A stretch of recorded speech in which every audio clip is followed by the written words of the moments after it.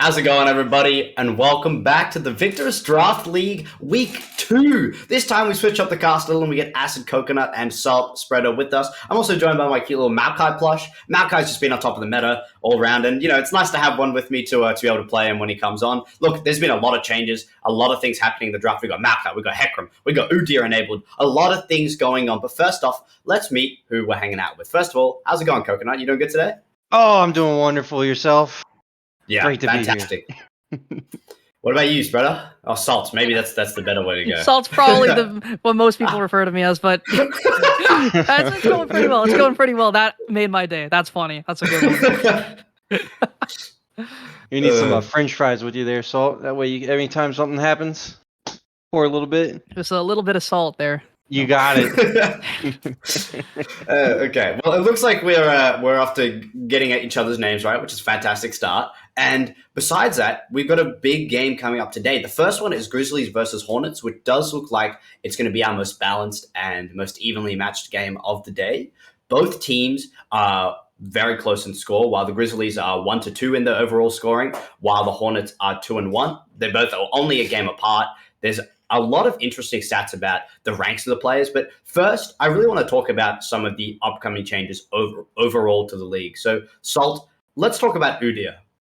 Now that Udyr's enabled, do you think Udyr is going to be the biggest threat in the jungle? I do think he's going to be one of the strongest threats that you can see. Unfortunately, the world's meta is not going to develop the same way, but Udyr Hecarim meta is back, but Udyr still serves as a flex as well. You can put him towards that top lane. He does perform very well there. So I do think he will be permabanned on red side, because first picking Udyr, I think, is A-okay, as long as Hecarim is not on the board, or you can just pick the matchup you like more. But I do like the fact that Udyr is very flexible, so I would prioritize that champion a little bit higher. I agree with you on that one there, Salt. Udyr is just super flexible in team strategy as well. He's just super safe in the side lane, can just motor on his way out of there, takes Ghost naturally, and he is one speedy boy. Probably outspeeds the Hecarim at the end of the day. Maybe we'll have to get a race going. It's like Flash and the Superman going at it, but he is very difficult to lock down. So it'll be very interesting. Teams can use him as a split. They can use him as just a beef, front line to just run after ADCs if he even has to. So I'll be very interested to watch how he develops in the pick ban. I almost expect him to be 100% pick ban tonight, given everybody's kind of on the money with their picks here. Yeah, I completely agree. Look, I would not be surprised to see Hecarim and Udyr both being 100% pick ban today. We might see a lot of Hecarim Udyr jungle matchups as well. How does the matchup go down? I mean, especially after changes. Do either of you know? Have you played this matchup or have you seen it? Not since I've the only update. seen one. Yeah. Not since the update. I've seen Udyr more in the top lane though, to be considered there lately, just because he is just impossible to kill up there once the game starts getting going. If you don't shut him down early, he's gone. But there's also the possibility we see Udyr top and Hecarim in the jungle, and we just have two speedsters on a team, and it's just run them down. God forbid they pair Sivir in there, and there is no getting away from there. And Salt, what about the Maokai changes? Have those impacted the game at all? Will we possibly see Maokai picks? What does a Maokai want to be picked into?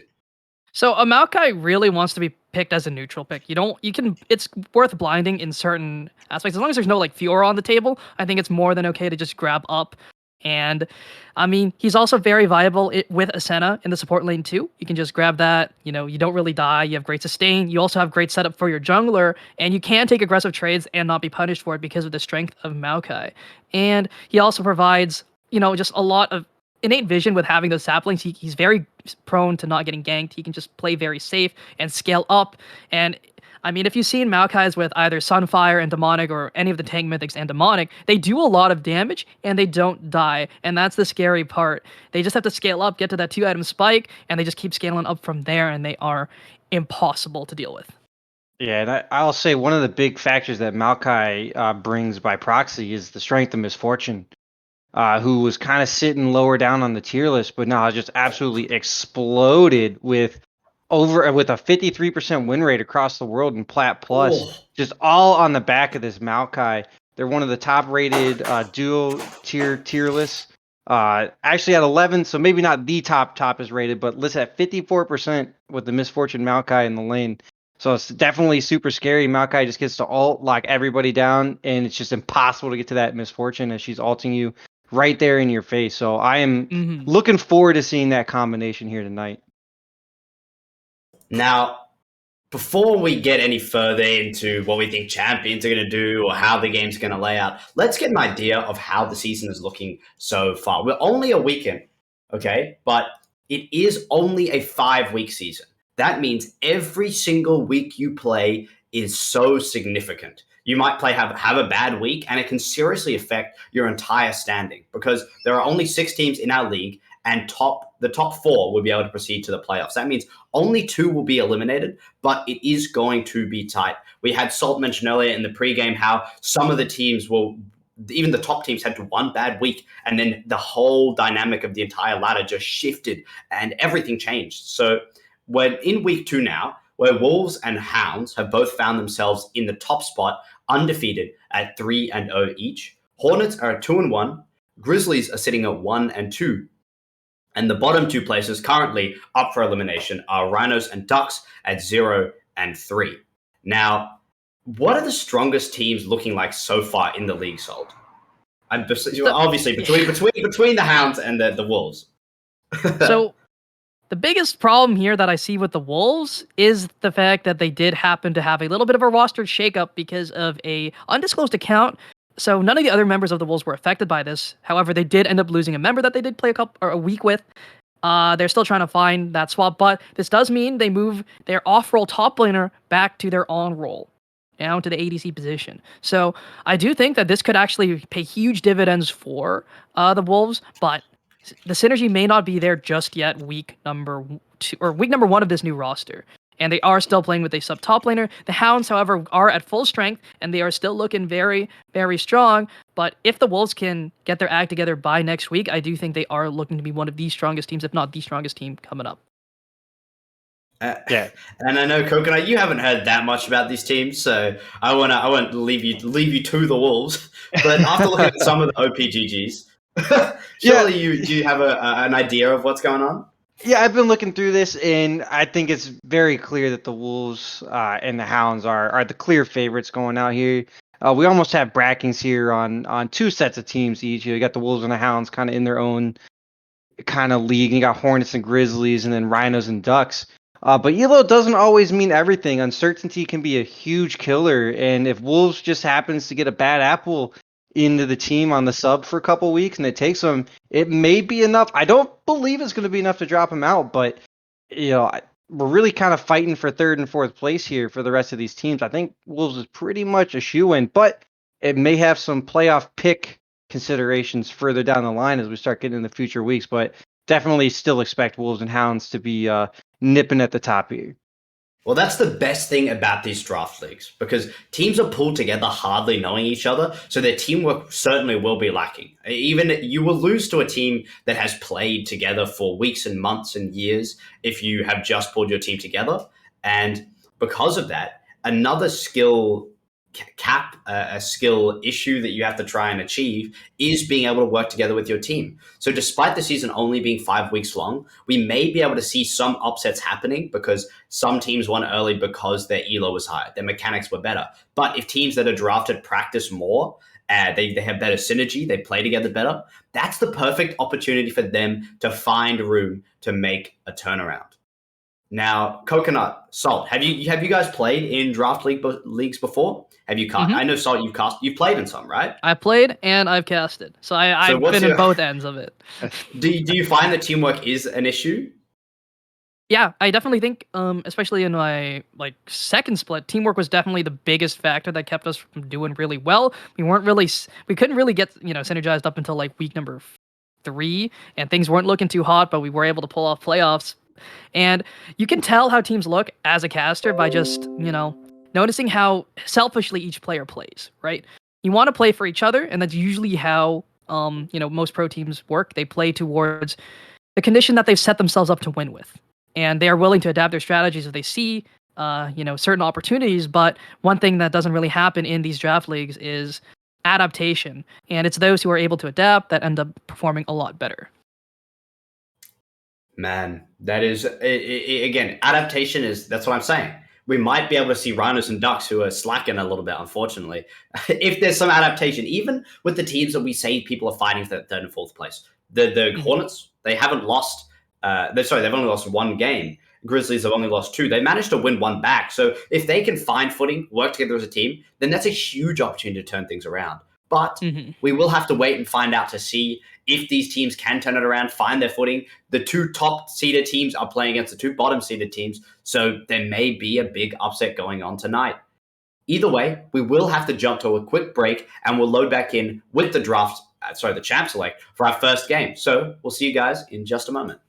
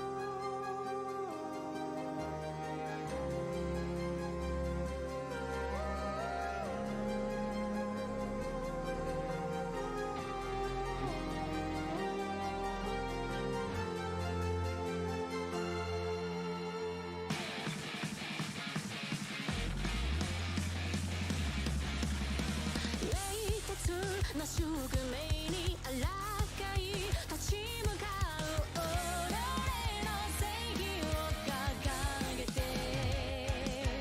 決して終わりのない戦いの行方は僕のこの手にかかってるからたとえ限界だって恐怖心だって超えてゆけるって言い聞かせて次の一歩を強く踏むだけレイに先未来を交差する思惑正義の火を今輝かせて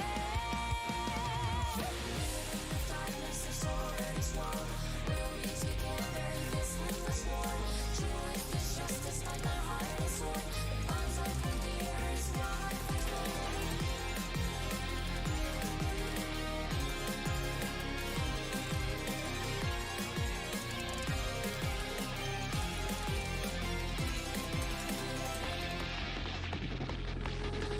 どんな犠牲だっていとわず突き進む守るべき人のために痛みにもがいても足を止めないのは愛しい笑顔がいつもこの背中を預かる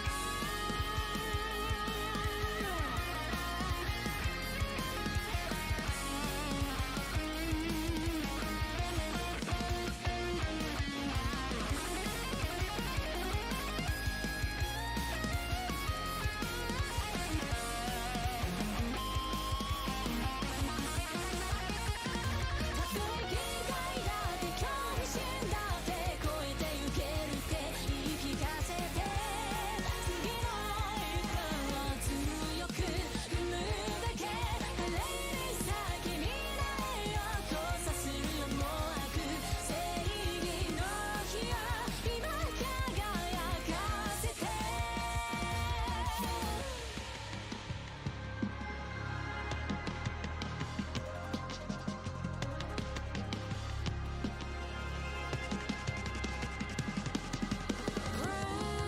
Bravely fight over your fate. Don't hesitate. Prove your justice. 進め。たとえ限界だって恐怖心だって超えてゆけるって言い聞かせて次の一歩を強く踏むだけ華麗に先未来を交差する思惑正義の火を今輝かせて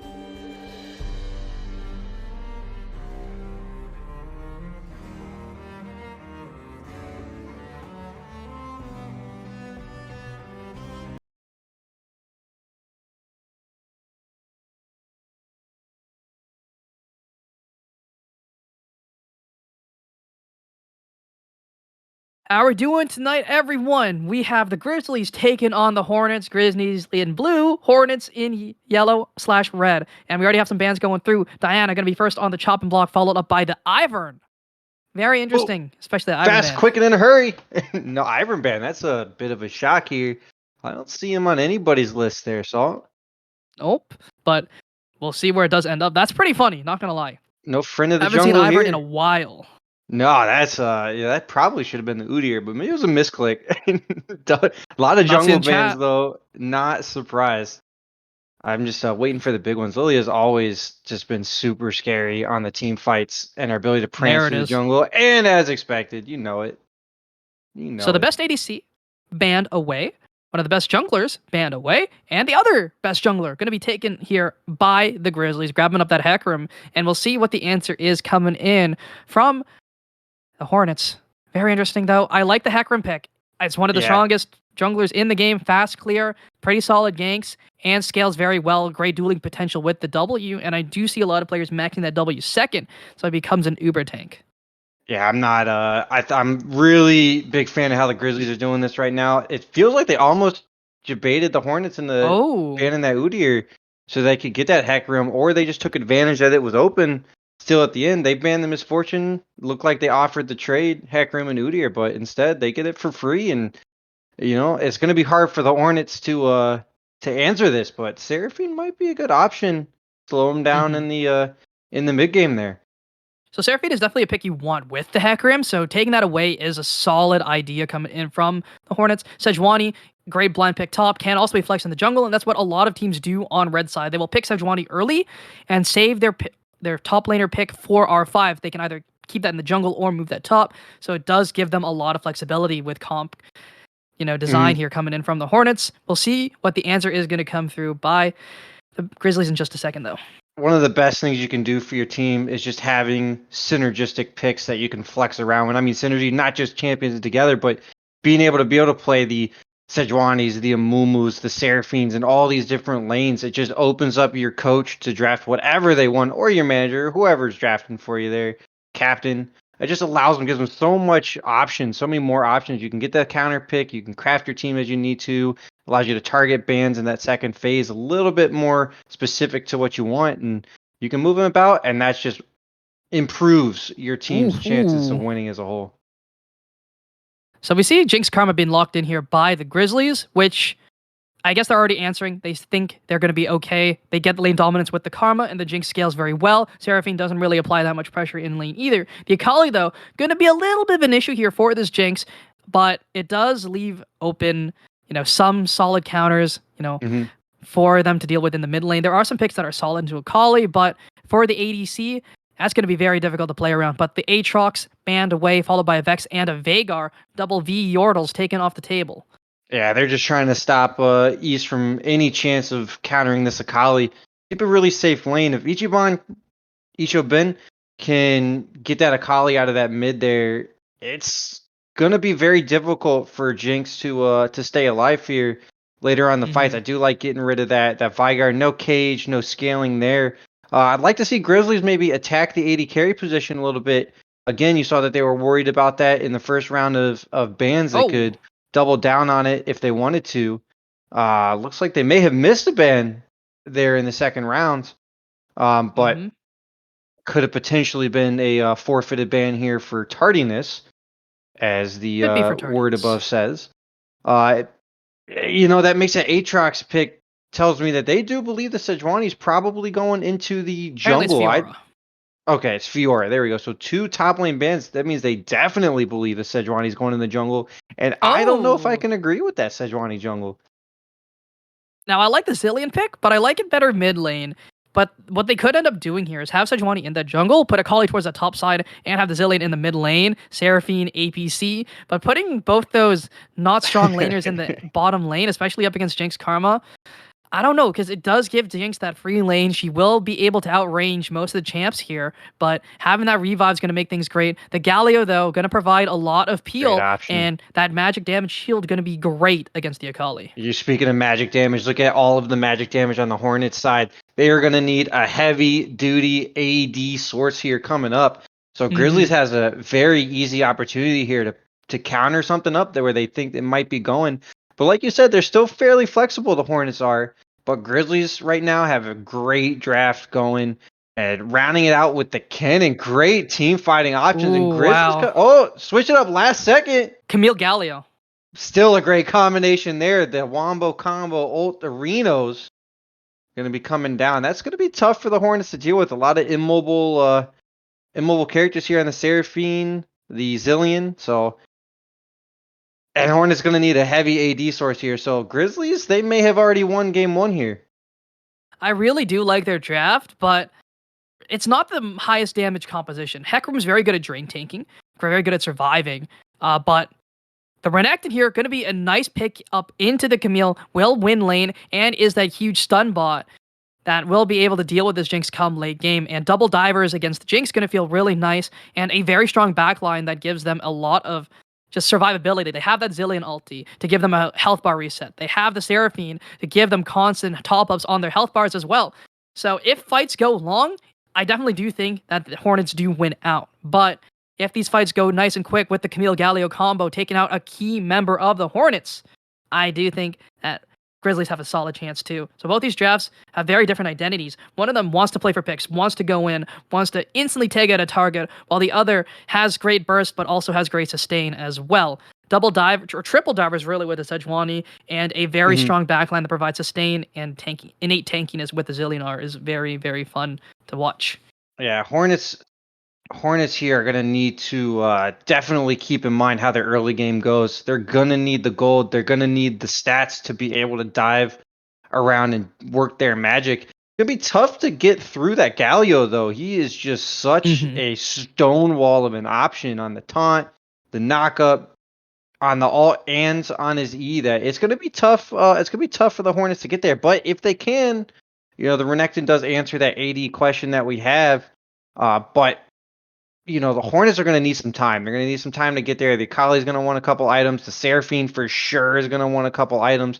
Now, the Zillion can kind of help them get there with that ult, as you're saying. But the Grizzlies, on the other hand, they don't have to give them that time at all. Look at just the go power that the Grizzlies has. They can send that Hecarim right in there with the ult, followed up with Galio Camille, or Camille into that Galio ult, and they are just going to get dropped on. So I feel a little bit worried for the Seraphine AD carry here. I think the Akali, the Renekton are going to be able to do some work, but the Seraphine might be fairly short for this world and might be seeing a lot of gray screen this game. I definitely do think that the entire identity of the Grizzlies comp is to try and dive this Seraphine, take her out of the fight so she can't give those constant heals that are so annoying to deal with. We saw Evil Geniuses just do so well with that during playoffs, and I think that Seraphine is such a crazy pick in the current meta, and if you're not able to punish it, you're going to be in a rough spot, even with one of the strongest scaling ADCs in the game. Just having that constant healing, constant DPS as well. Seraphine's damage is no slouch when she does get to about 2.5 to 3 items. It is pretty up there. Not the longest range, but that doesn't really matter when you're topping up your team. The Akali will be able to one-tap that Jinx, but I mean, it's a decision. Do they try and peel that Jinx by eliminating the Akali, or do they try and get that dive off right away, take out the Seraphine? And I think the Zillion will be more useful than the Seraphine, so I think Akali is going to be their primary target. I might want to see the Hornets here try to leave that Renekton on the split, look at a 1-4 option. If they can get a teleport advantage or burn the teleport on this Camille or this Galio, and just allow their team, allow the Akali, give them a chance to be able to dive on that Jinx with just one less body in the way. It might be what the Hornets need to kind of answer this. Just let Renekton pull somebody up across the map, and now you got a nice 4-on-4. A greater chance to get in there. Now, you might leave him out to dry. So I think it'll be crucial. We'll have to keep a serious eye on this top lane and where this Renekton is sitting and how they're matching up. If it can win the 1v1, God forbid it can win the 1v2. It could be fairly decent for the Hornets game plan. Normally, I'd say that the Renekton should win the 1v2 in this matchup, but the fact that Hecarim is so strong, especially with the armor buffs that he did get with that W, the Spirit of Dread does so much work there in those 1v1s, in those 2v2s. And Renekton Sejuani is a very strong combo. Their stuns are so easy to set up. You get the W off with Renekton. Sejuani will be able to follow that up with the Permafrost and instantly stun, as well as toss out that, frozen Just that W, that R, it just does so much work, and it's very hard to move. But Hecarim is just so tanky now that might not be as possible, as feasible as it used to be. And the Hecarim's going to be ahead in XP, going to be farming up nice and easy, very quick. So the Sejuani is going to be online later. She needs to have that ultimate to look for super solid ganks. And I think her best bet is to head towards that top lane, try and get XP and snowball this Renekton. I think that's going to be the play here. Yeah, and one thing we should also consider here, Saul, is the ability for Hornets to take towers. They're not going to have a very good siege option here. That's true. It's going to be tough for, they're going to be all on the back of the Seraphine to push the wave in for them. And then when it comes down to actually DPS in the tower, they got very limited options. So that could be a point of contention here for the Hornets. If they're not quite together, and remember we talked about in the pregame that communication might be a big issue for these teams because their draft that requires a lot of coordination to run a comp like this. So I like the simplicity of the Grizzlies comp. It's straightforward, it's to the point, and honestly, they have my draft here or they have my vote here in this game. Just I love how they drafted that. Now Hornets stayed flexible, but Grizzlies, they just have so many more options and so many avenues on how they can win the game. We talked about the Renekton split push, but Camille could do the same thing theoretically. So it really a lot of eyes, a lot of agency coming out of the top lane this game. But Hornets, they're going to have to work together very well to pull this one off.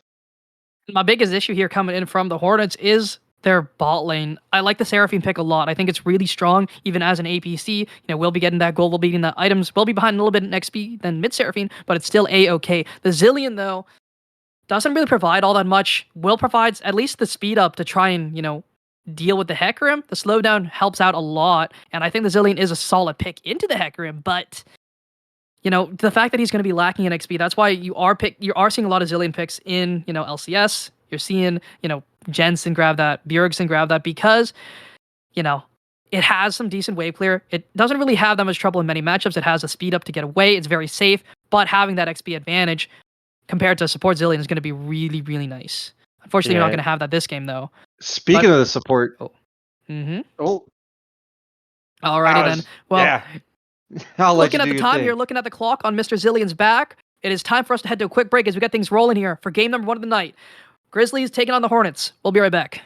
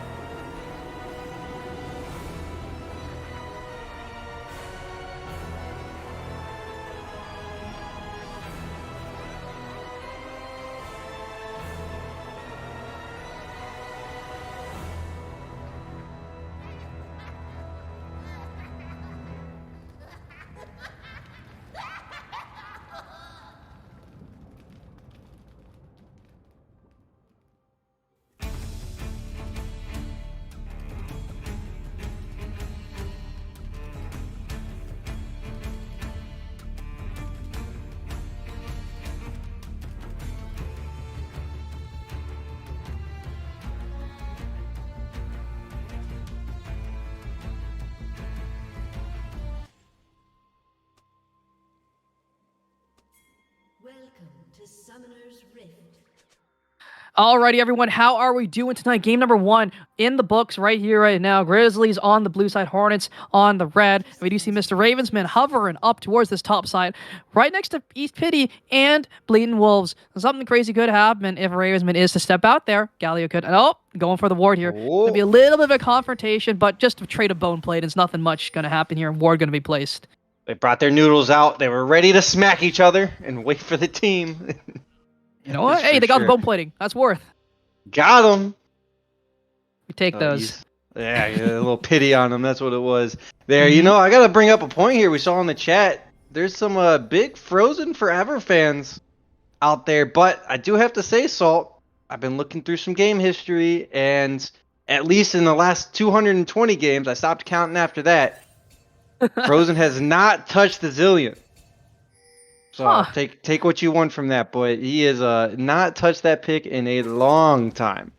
Been a little bit since we have seen the Zillion from Frozen Forever. My first time seeing Frozen Forever. We do see a bot side start coming in from Ravensman. It is going to be a unmatched clear. They both are clearing away from one another, which I think benefits Swanee a lot more. She does not want to deal with this Hecarim in the early game, who will be out-dueling her. And we'll be having a grand old time. Hecarim gonna just clear down towards this bot lane, wants to try and cover this Karma and Jinx, who will have shoved, but we do see Icy Rain losing out on that trade up in the top side. Yeah, I like what our junglers are doing here in this game. Both of them playing towards what their team really needs. You know, in the champ select, we talked about Renekton being that split pushing factor, so Sejuani's going to make her way up there to find a first gank up there. And meanwhile, on the other side for the Grizzlies, we know Jinx is that powerhouse carry. We know that the Karma Jinx are going to have lane domination in there early, so I love the Hecarim coming down there, making a good option to look for the gank. So that shows me that both junglers and both teams know what their strategy is, and at least are working towards that in the first 10 minutes here. One thing that I am very interested to see is, where is the Sejuani going to go? Is she going to look to try and just get that scuttle crab? Because the Renekton is already pushing up quite a bit here, and the first gank should be coming in about, 30 seconds here, but the wave is not in a great position. But we do just see, bot lane pushing in. This Karma is going to be dominating this lane for the most part, but Icy Rain going to use that dash to get himself away from He's going mid lane. Going to the mid lane. Calling not much gank setup, but Ravensman is going to show a little early. Not going to be able to find the Arctic Assault. Yeah, a little bit of hesitation there from the Sejuani. Gave the Galio enough time. Pity's getting out of there. Anyways, I do like the aggressive gank timing there. Opted to skip the red, but I don't see any pings down yet from the Grizzlies about that. Had they been watching, they may have been able to spot that. Give Hecarim some good information, give the rest of the team some good information, but there was a possibility there that Rain could have got that wave in there and got it bouncing to allow for gank. He actually gets it bouncing, though. Very nice wave from position. Wolves. Might look for an aggressive trade here. East Pity going in. Icy Rain does find the stun. The Airborne is there coming in. Stun, Arctic is there, and they aren't able to find anything else. Camille, even with the flash, with no flash, able to get away. Unfortunate timing there. Hookshot is there in time. Yeah, I don't even know if I say unfortunate timing there. Well done by Bleeding Wolves. The Ghost coming forward. They are looking for the play. Hecarim down in the bot side. Can he find the knockup onto Frozen Forever? Push him away, but no. Good flash from Giggle gets him out to safety, and they are able to walk away, at least burning one summoner. Yeah, Giggle does not have the option to buffer in a little jump there, little chains to the wall. Oh, Bleeding Wolf's taking a lot of damage here. Has no flash to get away. The hookshot is enough to get him out, but no ignite from the Renekton. Not going to burn that flash, and it is going to be a bad wave state going in here for Bleeding Wolves. Going to be struggling a little bit. Going to be forced to use that TP. Yeah, Bleedings might be in a little bit of trouble. Now, it does have both summoners, though. Can TP back up, and we know he's on point with his skills tonight. That was a great buffering there of the hookshot while he was stunned up to get out of that initial gank and keep this an even scoreline. I thought he was dead to rights, but he said, no, I'm getting out of there. Now, he's going to need a little bit of help from this Hecarim, who is smartly pathing to the top side, skip both of those top camps to help relieve some of this pressure. Buying some time here for this Camille. She is up a little bit of CS, but Rebecca is here on the top side. Finds the knockback onto Icy Rain. Can they find the stun? Hookshot is there, but the flash away gets him out to safety. Ignite may do it, but Bleeding Wolf's not going to commit for it. And Icy Rain able to walk away with the flash. So greedy with the summoner spells there. Almost like Jensen in the finals. C900 Thieves keeping all of those summoner spells just tight. Boy, that is I would not want to play poker against him. He is not going to give anything for anything up. Keeping that allows Icy Rain to get out of there for free, which what should have been first blood for this game. And That means Hornets, though, get a nice 200 gold advantage through their landing phase, and Grizzlies could not capitalize on what they needed as such an early move to shut down one of the Hornets' win conditions. It is only going to be a 100 gold lead for the Hornets, so they are still scaling up relatively nicely. They have that Seraphine, they have the Zillion, and I'll always say this, if the Zillion team gets ahead, it's so hard to win against them, but Chance, looking for the play, finds the root, but that's about it. Arkechi going to be forced to walk away from that. The bomb's doing a nice little chunk of damage.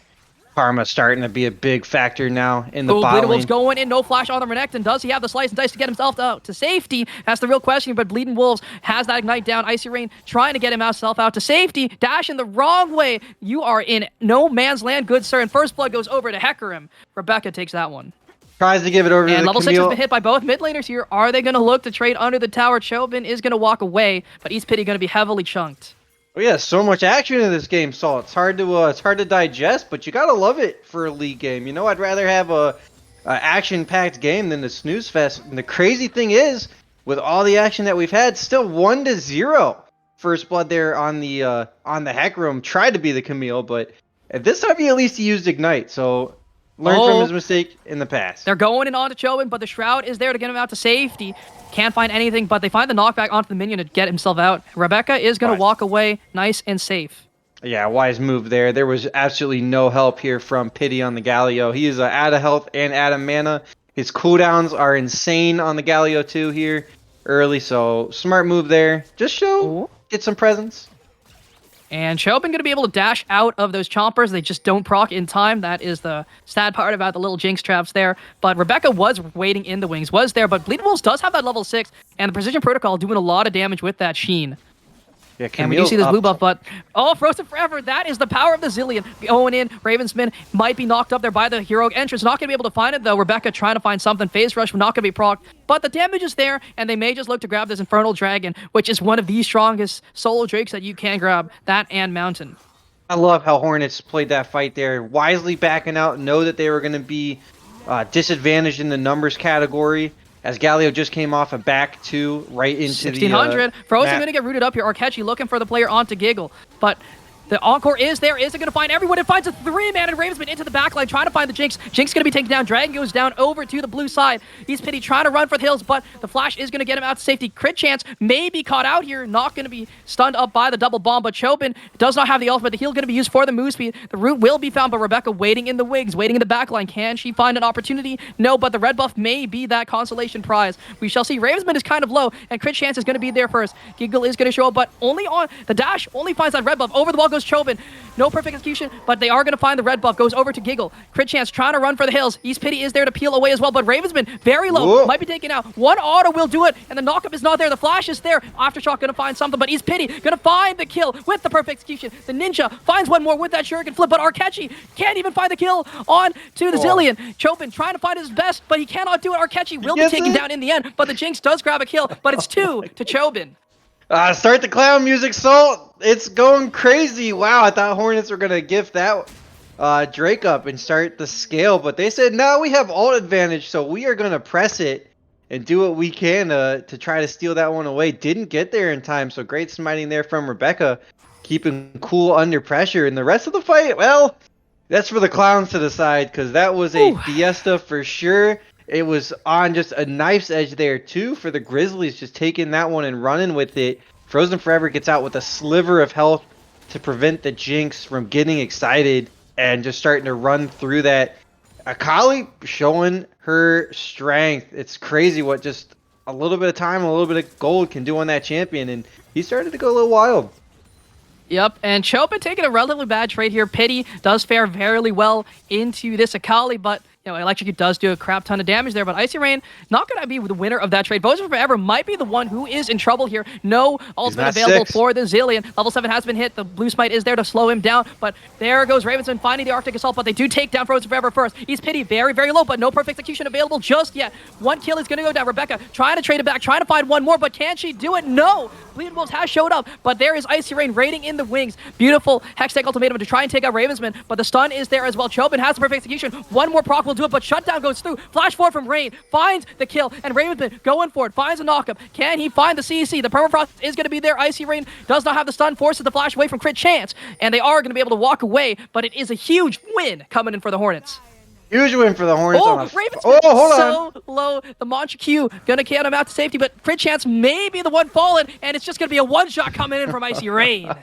Wow, the Grizzlies are just, they love taking outnumbered fights, I'll tell you that. Oh boy, they started that, and it was back and forth there for a minute. Imagine if the Karma had been able to get up there just a little bit sooner. That would have definitely been a much different direction to that fight. But Hornets... Bleeding Wolves finds Frozen Forever, but here comes the heroic entrance. Gonna find two. Icy Rain gonna be the one knocked up here. Does he have the dominance? No, it's not available, but East Pity trying to find Ravensman, who is very low, but has the smite available. 1800 left on this Rift Herald. But there it is. The Chrono Shift finds the safety, finds that resurrection, and they will be able to grab the Herald, and they will be able to find the kills. And Bleeding Wolves is going to get slowed down by the Zillion. They're trying to find a little bit more, but Rebecca is here. No ultimate available, and the stun going to find Crit Chance as well. They are going to be able to walk away. Icy Rain, though, taking a lot of damage. Yeah, I don't know if Grizzlies understand the concept of giving something away or letting them have it. They say, I want this too, and they can't win every fight outnumbered. It's close. If they just go in normal, they would have actually won most of these. Just give it a little bit of time, but alas, Hornets, though, playing wise to their team comp strategy, only taking outnumbered fights or just responding to the outnumbered fight. And just coming out so far on top. Look at that, 3K up already. So now they are down the dragon, but at this point, you would take, if you're Hornets, you take the gold over the objectives anyways, because you already expect to gift over the first couple of dragons and possibly even the rift. So the fact that they got the rift and 3K gold, they're very happy with that. And one player I would like to shine a light on here is going to be Ravensman here. 1-1-8. 90% KP here in game number 1 of the night. A huge, huge benefactor of how things are going. You know, the catalyst for the Hornets popping off here in this game and helping out the Akali, helping out the Seraphine and the Renekton. And things are just looking on the up and up for this team. Yeah, if you really want to see how well the Hornets are doing right now, look at that mythic advantage that we have across the map. Renekton in the top lane with that Gore Drinker, with a Seraphine already has her Leandries. That is super scary considering the Jinx. Did get the Rebecca boost looking first. for the player onto Icy Rain, does not have the slice and dice, only has one dash. Hextech Ultimatum is going to be used. Dominus is there to try and buy some time, buy some space, but Icy Rain has no friends, has no teammates around, but he is trying to find the 1v2. Rebecca very low. Shutdown goes over to Rebecca, and you take that any day of the week. Oh, yeah, nice job there from the Grizzlies. Rebecca Archer identifying. going to be found on a Crit Chance. They're looking for the play on the bot lane, trying to find this dive. Permafrost is there, going to find at least the stun, but nothing more. But another double stun comes through. The damage is there. The exhaust trying to buy the space, trying to buy the time. But Ravensman just cannot find the kill. The red smite is not enough. And Arkechi trying to deal the damage, trying to deal the time, but cannot find the kill. But they are going to get this first tower. Oh, wow, he was burning too. That was so close. Great job there by our Karma getting out just to Chopin stay here alive. looking for the play. No Hextech Ultimatum available on this Camille. And Perfect Execution is there, but going to miss that Shuriken flip. Are they going to flash forward? Going to find the Perfect Execution. Dash 1 going to be found, and Dash 2 is all but free. And Chopin finds a solo bolo, and they're able to grab the Dragon up on the bot side as well. It's just a huge win coming in for the Hornets. I don't know if East Pity's going to let him get out for free. Oh, yeah, he did actually back out. He was making his way top lane. Great roam there from the Akali, especially identifying that she was not needed for the team to take that dragon. So now we're seeing Hornets with the dragon equalized and now the gold lead. So great use of that Herald, dropping it bot. Almost get the tower, but crucially they get some gold onto the Seraphine just to keep her further and further ahead. As we flash you guys with a little bit of interface action. Don't mind this seizure warning there, but it'll be okay. Seraphine gets the back, has the boots completed, is pretty much exactly where she wants to be at 14 minutes into the game. Grizzly just picked up their first 2 mythics, and they, I would say, Salt, they're about 4 to 5 minutes behind right now, and it's really showing. Yep, and we do see Icy Rain, is suffering a little bit, has 3 kills, but down quite a bit of CS and the plates there. So it is relatively even in that top lane, and I thought that was the matchup to watch out for, but it is going to be Ravensman and Rebecca who are scary this game. Yeah, junglers have definitely been dictating the pace of this game, and I would say Rebecca has dictated a little bit more than Ravensman has, but, not to their liking. They've seen a lot of fights that they wanted and a lot of fights that they took and just did not come out on top. And that's really been the story for the Hornets here, just allowing their opponents to make mistakes and capitalizing on it. But the Grizzlies still have an out. You talked about that top lane. Camille's still looking strong. She's holding her own up there in the top lane. Is equal level, even though it was down in the Mythics, theoretically up right now. So still able to put some pressure with the Hecarim just coming up there. That could be a huge out here for the Grizzlies if they can pull something up out of the top lane. Rebecca hovering, looking for Frozen Forever. They may be able to find the dash back. Onslaught of Shadow is going to be found. TP into the back line is there, but they find one in return. Rebecca is going to try and find anything they can, and they might use East Pity's dash forward, but they aren't. They are just going to walk away. Both TP is going to be blown from the mid laners, but top side, big play coming through. Bleeding Wolves trying to find the outplay, trying to find the 1v2. Icy Rain taking a lot of damage. Permafrost is there. Tackle Sweep going to find some healing, but Beautiful's ultimate from Ravenson means Icy Rain gets the kill. That's so close to trading that back out 1-for-1, which would have been absolutely huge. Showman's waiting in the wings. Crit chance may be taken down here. Finds the shuriken flip. One more auto will do it. And the Encore going to be flashed away, but it is going to be the perfect execution again onto Arkechi.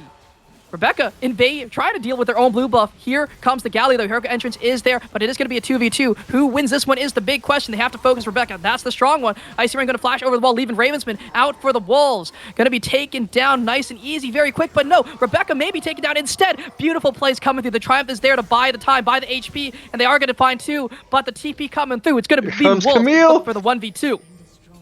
Can she find it? Look for a flash over the wall from Rizman, and the dash over the slice, and Dice will get Icy Rain out to safety, and a beautiful play coming in. What do you think, Coconut? Oh, great coordination and teamwork there by the Hornets. You love to see it. That's the one downside with the Galio, just the cooldowns are too long. You really have to wait for that champion sometimes, play around the idea of that, and Hornets just being super smart. They get the free flash there out of the Jinx. Absolutely love it. And I'll pass it back to you with this Renekton. Oh, Icy Rain looking for the play here. Bleeding Wolves will get stunned up here. Chobin is there, but can they really look for the big old play? Double stun not going to be found. But Rebecca is there on the top side. I think they could have gone there with the Zillion. Oh, at least give a little flair to it. They're up enough gold. 5.5K.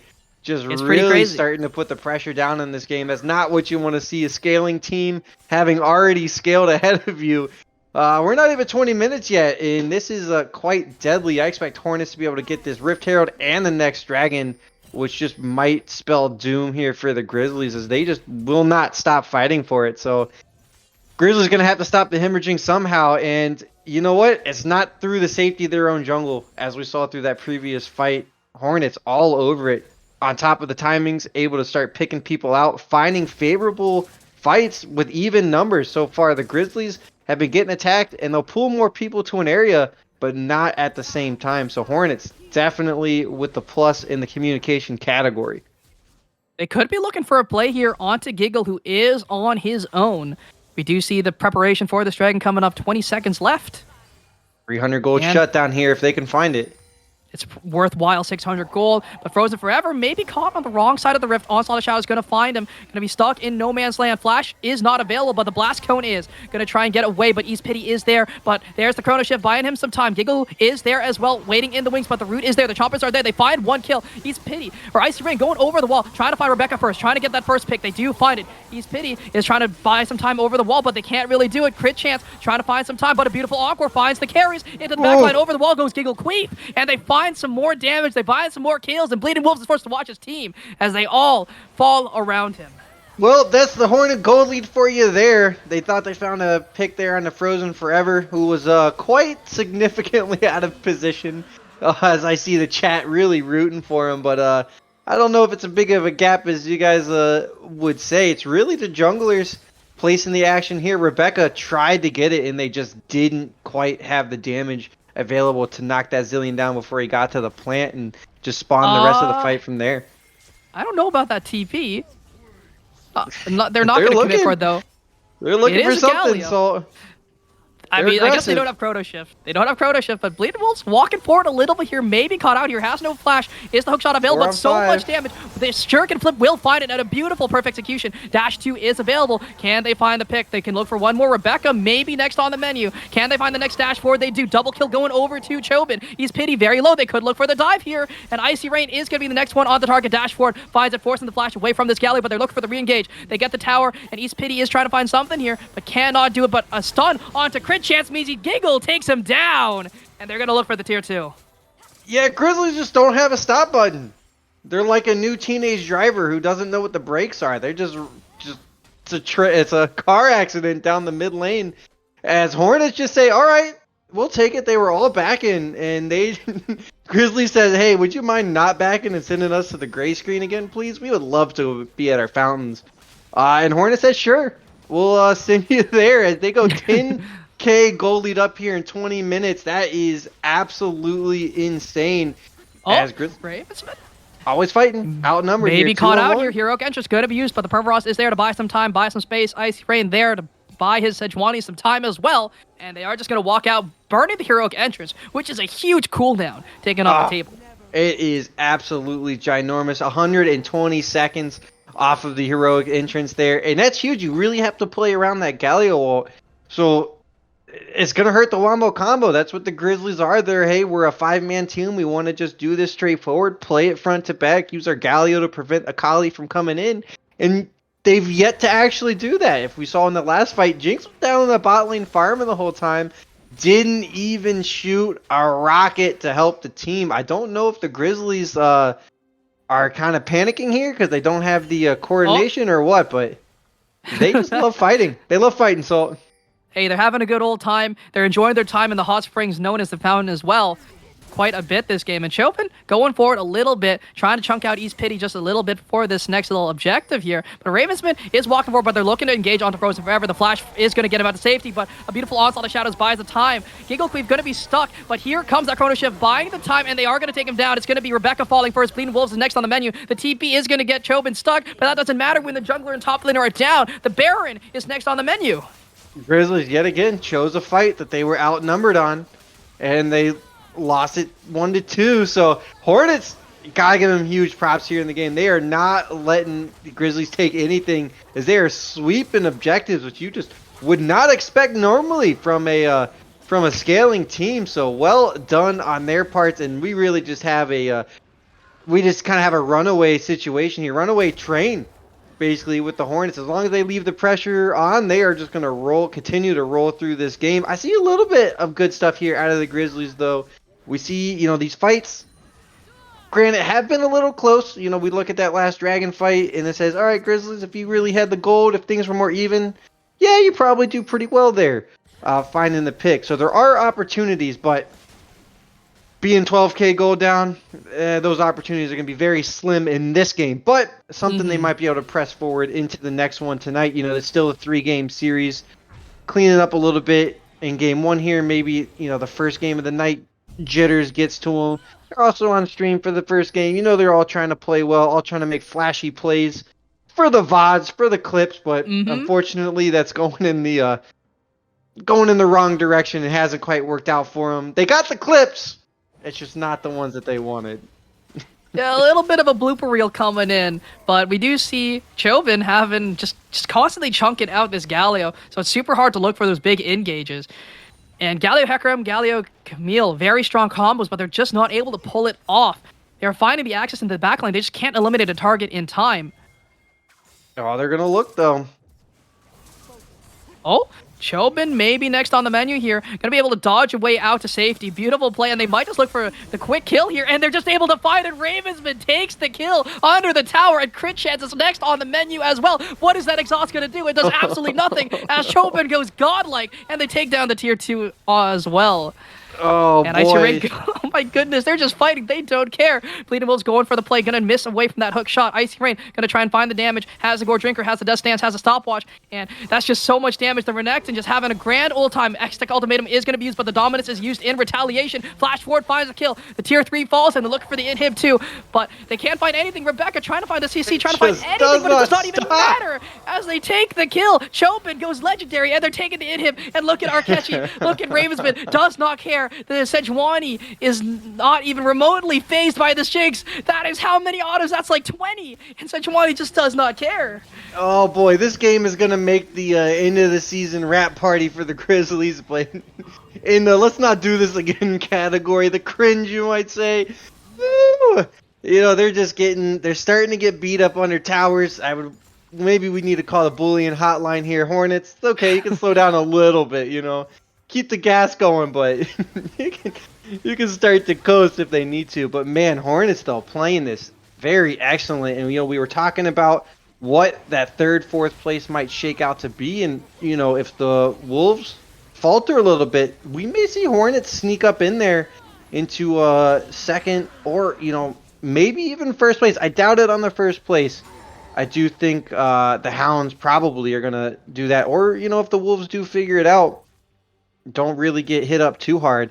But Hornets here are definitely making a name for themselves and saying, hey, we are probably going to be in contentions here for this playoffs. And it's exciting to see. You love a team that knows what their strategy is from minute number one and plays to it. And they have certainly done that here in this game. Definitely here. The Hornets making a statement, making a name here on stream nonetheless as well. Looking incredible here. Game number 1 of the night. Putting on a show. They're showing that they have stingers, you know, having a good old time. They're, you know, very, very nice coming in from them. Very Muhammad Ali-esque. Float like a butterfly, sting like a hornet, I guess. No beast to be found in this league. They are, you know, and this Akali's been super hard to wrap down. You know, look at the deaths is probably a very good indicator here. You know, we have all of the immobile champions not under the tower. We'll wait on that. Oh my goodness, they're going under the tower. Crit chance maybe next on the menu, but he's Pity trying to find his way out, trying to find the CEC, trying to find something, and Ravensman maybe the one to fall, but a beautiful ball and encore. They got baited by the tank. You can't use all of that on the tank there, and Icy Rain into the backline he goes. Chobin trying to find something, can't find that shuriken flip, but will find the perfect execution onto 2. This Akali is popping off here, and Ravensman just does not care at all. Burns the flash, doesn't matter, your team will fall for that cooldown, and he's Pity's next on the menu too. Gonna get knocked up, and they're just gonna FF in their own base. They're gone. And it's game 1 going over to the Hornets. Grizzlies said we've seen enough. They tried to make a swipe at the local trash can and got dumpstered for it. That's for sure. Hornets gave them out in that last fight. They didn't knock the turret down. Had a whole bunch of shutdown gold available, but Giggle, he said, "Nah, come and dance with me. I got a show to put on." Gets them right down with the 4 of them. What a great ultimate there, and that was just all she wrote. What a showing though from the Hornets. And that game was significantly more one-sided than I thought tonight. Thought this was going to be our closest game of the night, but oh boy, Ducks, you guys better watch out. Yeah, if that's the way things are going tonight, our other 2 games might be quite adventurously fun. So I have gotten word here that the Wolves did lose game 1 to the Hounds. Oh, So it is going to be okay. a 3-1 start for the Wolves coming to next game. 4-0 for the Wolves. But talking about this game here, Grizzlies did not step up tonight. The Hornets stepped up tall, showed up huge. Giggle going 5-0-16 on the Seraphine. The Sarah Queen, as we like to say here in chat, Victoris, the Queen of Victoris, popping off here in game 1 of the night. But MVP, for me, gotta go over to Ravensman. I was just about to everywhere, say all that. at once. You know it's so. Look at the that poll. Anybody that wants to actually vote, get their word out there too. But man, Ravensman he was where he needed to be the whole time. Following around on that Sejuani. You know, we would say that Rebecca probably had a little bit more presence on the map, I would say, early than Ravensman did, but Ravensman was just solid there and just being the wall, the cornerstone that the Hornets needed to transition their team into that scaling aspect, get that gold, and go from there. And has the KDA to back it up. You gotta love it. 27.0 KDA, 5-1 and 22. Only found one death. Giggle might say he's feeding, but at the end of the day, it's still a pretty good scoreline. So you absolutely love good. it. Yeah, that's pretty good. Just pretty good. It's just pretty good. Just pretty That's good. fine. 3K, 3.5K gold up on his opponent. There, actually, excuse me, 3.5K up Oh, that's miserable. roughly on the opponent. Now where Hecarim wants to be. So gotta love the Ravensman. I think the rest of the team kind of just got off on the back of that and was able to be successful. Now, don't count out this Akali though. I wouldn't be surprised if Akali gets some votes, or maybe not. A lot of Frozen fans out there. You guys have been watching too many Disney movies, but that Let is it go. A-okay. Alrighty, so we'll head over to a quick break. Frozen in time for just a second as we get rolling here for game number 2, and we will have your MVP graphic up right as we get rolling here. We'll be right back.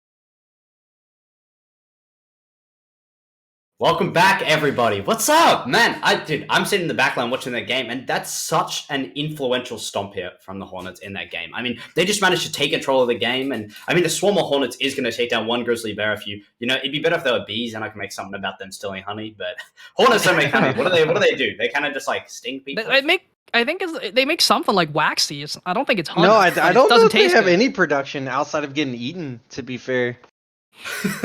Look there, yeah. Look. Unfortunately, the Grizzlies couldn't eat the Hornets. I guess if that's what's happening, but instead, there are stings came all over the board, and the Grizzly Bear just could not stand up to the swarm of Hornets they had to face up against. But what does this mean? Because we actually have other games running at the same time. It's not just the broadcaster game, but all the teams are playing tonight as well. And in the game that just played, we finally got to see the top two teams play against each other. The Hounds played against the Wolves, and we finally saw the Wolves sort of take a hit for missing their ADC. Top laner. And the Hounds, and the Hounds managed to find their spot. They slid in and they took the victory, which means Hounds are now sitting at 4-0, while Hornets, after winning the game, are actually equal to the team that was unbeaten earlier, both 3-1 each. As we walk into our next game, for game number 2, we are going to be seeing the Wolves playing up against the Ducks. Wolves just lost the game, and Ducks, they're still not looking the strongest right now. Look, Salt, how do you think this game is going to go?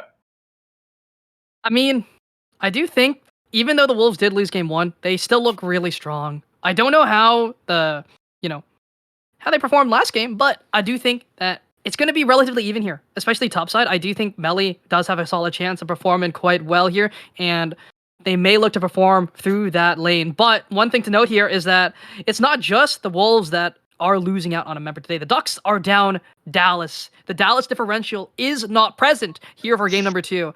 So, that I don't know if that helped them. cornerstone. That Or key hurt 'em. cornerstone there. Feels They're bad, still man. 0-3. They're still 0-3, though. Well, something I wanted to cover real quick before we got any further was about that last game. Okay, there was a lot happening, a lot of moving pieces, and a lot of the time it was just Hornets showing dominance.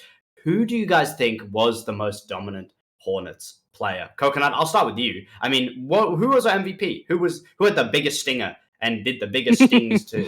And I gave him the vote. Ravens, man. He was the biggest stinger in the jungle coming out of it. He was a jungle hornet all across the map. You might say that he kind of countered the heck room a little bit there across the map. Maybe had a little bit less presence, but in my opinion was a huge just cornerstone, just the foundation building block for what the rest of the Hornets team was trying to do, and secured those very close skirmishes and allowed their team to get the man advantage to the area and clean up from there. So Ravens, man, takes it 5-1-22, 27.0 KDA. Great player. Look forward to seeing more Ravens, man, in the following weeks, because he's going to be one to watch out of the jungle. That is for sure.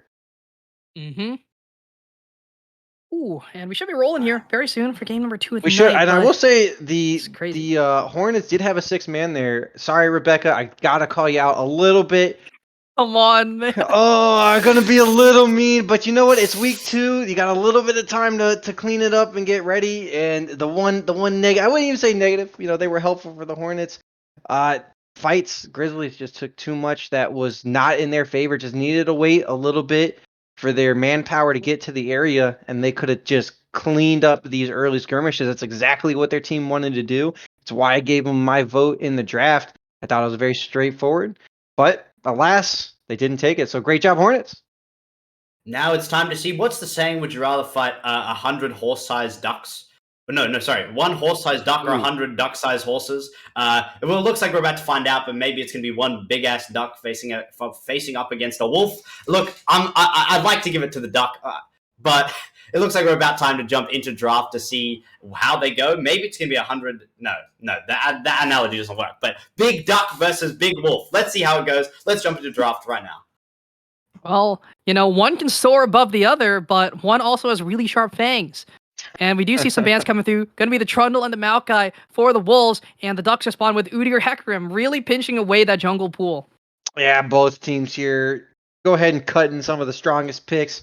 Ducks more on the newer, updated champions, while the Wolves says, we'll get rid of the Trundle. Very strong option there out of the jungle. The Maokai also one of those little updates coming out here in the last patch in 12.17. They say no.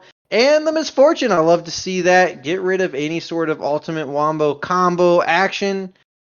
Just too solid of a pick, so I like it. Meph is one of the strongest ADCs in the game. I think currently the strongest ADC. So getting that off the table, pretty nice. She's very flexible in what she can build as well. But the Seraphine, the Sarah Queen, the Ducks realize that champ's a little strong, just a little bit, and they're gonna get that one off as well. Just a We'll see tad. what the Wolves are gonna grab up in response though. What is their B1? Wolves, we are going to see, a big option that they might be able to go to with these junglers down. I'd love to see like a Lilia here. I think that's a strong first pickable option. But you know Oh, what? this Different idea in the Zachary! jungle. Different idea. All right, little known fact about Karthik here. Zach was his one trick for a while. So this is a signature pick coming in from the Wolves here, already B1. They think it's strong enough to just grab up here with the meta development that has happened. So we'll see how it does perform. Karthik loves this champ and always has a great showing. I think he has like maybe an 80% win rate on the champ. I'm not exactly wow. certain, but he has Yeah. a really high win rate on the champ. That's why it's Good. usually banned up against him. But Duck's going to answer with the Jarvan early, and I don't really know how I feel about that. What do you think, so- Coconut? Ducks there banned one of the bigger counters there to the Zac on the Hecarim. Just you're able to just outspeed and get to these ganks a little bit earlier. But Jarvan actually, if your stats are to be believed, does register as a top counter pick with a 52.6% win rate plat plus across the world. And it's only a very small amount of games because Zac isn't the highest picked jungler in the world, but it's very, him and Jarvan are about the same across, so they don't match up very often. But when they do, Jarvan usually takes it. I like the Ducks taking the Jarvan. It is a small counter, but it also might just fit to their team comp strategy. And Jarvan's always a great piece to have early, so you get a little best of both worlds here. So I can be a fan. Mm-hmm. And they're going to grab the Samira as their AD carry. They're going to blind pick that one. And we'll see what the response is from the Wolves. Are they going to grab their bot lane up early, get something they want? And they're hovering the Ezreal. And normally I say, hey, don't pick that if you're not good. But Yeah. this is one of the best ADCs in the entirety of VRD. So they are going to grab up this Ezreal here for Amistan. I think Amistan was actually the MVP last season. Big thing though with Ezreal, he does need some time. That's the biggest thing. He's got to come out of that lane phase even, and he can do that. He's got enough mobility, enough escapes to do it. Mm-hmm. It does kind of. Did get buffed. It did. It does kind of also lend Wolf's kind of hand to what their support is probably going to take. I'd imagine it's going to be some sort of enchanter there to keep the Ezreal safe. But I could be wrong. We could see a different strategy out of the Wolves. Maybe we see another Karma here or another aggressive pick. Bard loves the roams. Ezreal's going to be safe. Radical. I love it. I like it. Yeah, Ezreal's going to be safe enough that the Bard pick allows him to just go across to influence the rest of the map. Tells me that they're going to be picking some impactful mids and tops here, which they have left and they need it. Bard can kind of go ahead and turn the tides in any sort of these lanes. Also be there, allow for some maybe 3-on-1 ganks. So keep my eyes on Paradox there. See what he's going to do. I love the Bard pick. Absolutely love it. I really do too. It's super fun to watch. Very unorthodox pick, right? And we saw Vulcan pop up with that, but it is going to be the Sejuani here, locked in for the Ducks. Okay. So they have shown their top already. They are going to grab up the Sejuani. I mean, they could technically flex the Jarvan to support, have Sejuani in the jungle. It's a thing. It's a thing. I actually like the Jarvan support. top. I like the Jarvan support because the drag drops resistances as well. So I'm a big fan of trying that out. I love when teams get creative. But the Ducks here, I think they had a chance. I didn't get quite a chance to talk about it. They had a chance to ban out high damage mid and tops and go for the Ahri and the Galio. I think maybe a missed opportunity here for them to just go ahead and knock out threats, because the one thing Wolves is missing is a serious damage source here in the early/mid game. So Ducks here, though, they have a strategy and they're sticking to it. Can't fault them there. And we'll find out what their pick is. They did show their top, though, and that gives Wolves a chance to counter. So Ducks maybe not on the top foot for this, but who doesn't like a Corki? I mean, Corki is always a solid pick, just very good and competitive because he can just sit back, farm up, get strong. But I don't know how I feel about the Corki with the composition the Ducks have drafted. Corki wants to play like a backliner with some engage potential with the package, but that got nerfed. It's not going to be there for first dragon fight, and I think that's going to be very important with the Wolves comp, because if the Wolves get that first dragon with their scaling, The Ducks are going to be in a little bit of a rough position because they don't have the highest damage comp. They have the Samira, who's very good up front, but isn't the best in extended fights. Ezreal has that range, has that artillery. Same with the Corki. So we'll see what the Wolves can draft for themselves here. But so far, I think Wolves are winning draft, and they're hovering the GP Oh, there's for some we'll show damage. them all. Oh, they needed it, Soul. This is and for they Dodge. picked This is it. for my boy, That Mr. is Producer for Man. sure. Oh, I love it. And they're It gonna is lock locked it in. You got it. Oh, and another high damage. Oh, that is with the high Zoe. damage. Yeah, I would say the Ducks, they have more of an engage in their first 3 picks, and then they have a Corky that says, you know what, I kind of want to poke a little bit, stay safe, get some damage, get some time to scale. So the Ducks, a little bit of a split strategy there. They may be able to make it work, depending, if they can come get some action going down in the bot lane, top lane, just ignore mid lane. But I don't think Wolves is going to give them a chance to do it, especially with the picks they just locked in. Top lane's going to be explosive, mid lane not necessarily explosive, but it's deadly. You got to watch out there. It'll be like a virus across the map. You give it enough time to go. And that's exactly the kind of answer you would expect out of the Wolves. Just no chance for this Corki skill. That Vladimir is going to just going to counter that across the map, across every stage of the game. So Wolves, amazing draft so far. Gotta love it. I like this Vladimir pick because what are they going to do to this Vlad? You have a Corki and either Jarvan or Sejuani. And neither of them Not with really a do Shin. anything here Not with the tank into top Vladimir. lane. And they're going to pick that Jace here. So is it as I suspected? Jarvan support. Yeah. Yeah, and ended up Ooh. ended up being the J4 support. Technically could also be a Sejuani support if they want to get a little bit tricky with it. We'll wait to see what comes down in the actual champ select there to find out which way they actually go with that. But I would probably venture a guess it's going to be the J4 support. And Ducks, they switched up late to go more of a poke strategy. And if the Wolves play it incorrectly, there's always a chance. The mighty Ducks, they might start quacking. But they're probably going to be quacking in the fountain if I had to guess. I don't know, Let's see how many people in chat agree with that when we get the vote eventually going. But I think the quacks might be rather quiet this evening. Well, we'll see. We'll see who soars high or who howls to the moon tonight here in game number 2. Oh, there's going to be lots of howling. For sure. A lot of howling. We'll see what the chat says, though. Exactly. But all right, chat. What's better, howls or quacks? Howls or quacks? Yeah, I'm gonna vote. I'm gonna vote the howls. The Wolves got me. I also got 2 Huskies at home, so they do enough howling as well. And I gotta agree with them. They're gonna come out firing. I know everybody loves the quacks, but no. I'm just gonna watch this Bard go ham. Paradox, I have high hopes. He's just gonna go. If you're picking the Bard like that early, after seeing J4 Samira, you know that you got some confidence on that champion. So he is gonna be just a menace across the map. And if he's not, we get to roast him for picking it. So it's a win-win for everybody. But the Wolves, being that they're 3-1, they did just lose a game. They're gonna come back out with some vengeance. Hopefully, it could be an indicator, but it was against the Hounds, so take that for granted. I have to see the results screen there to really identify how that went down. But Wolves looks like they came out with a solid strategy in play. They have an immensely deadly late game team here. Now the Ducks, they have an option on the back of the J4, on the back of the Samir and Sejuani to make something happen early, and it'll be on them to do it.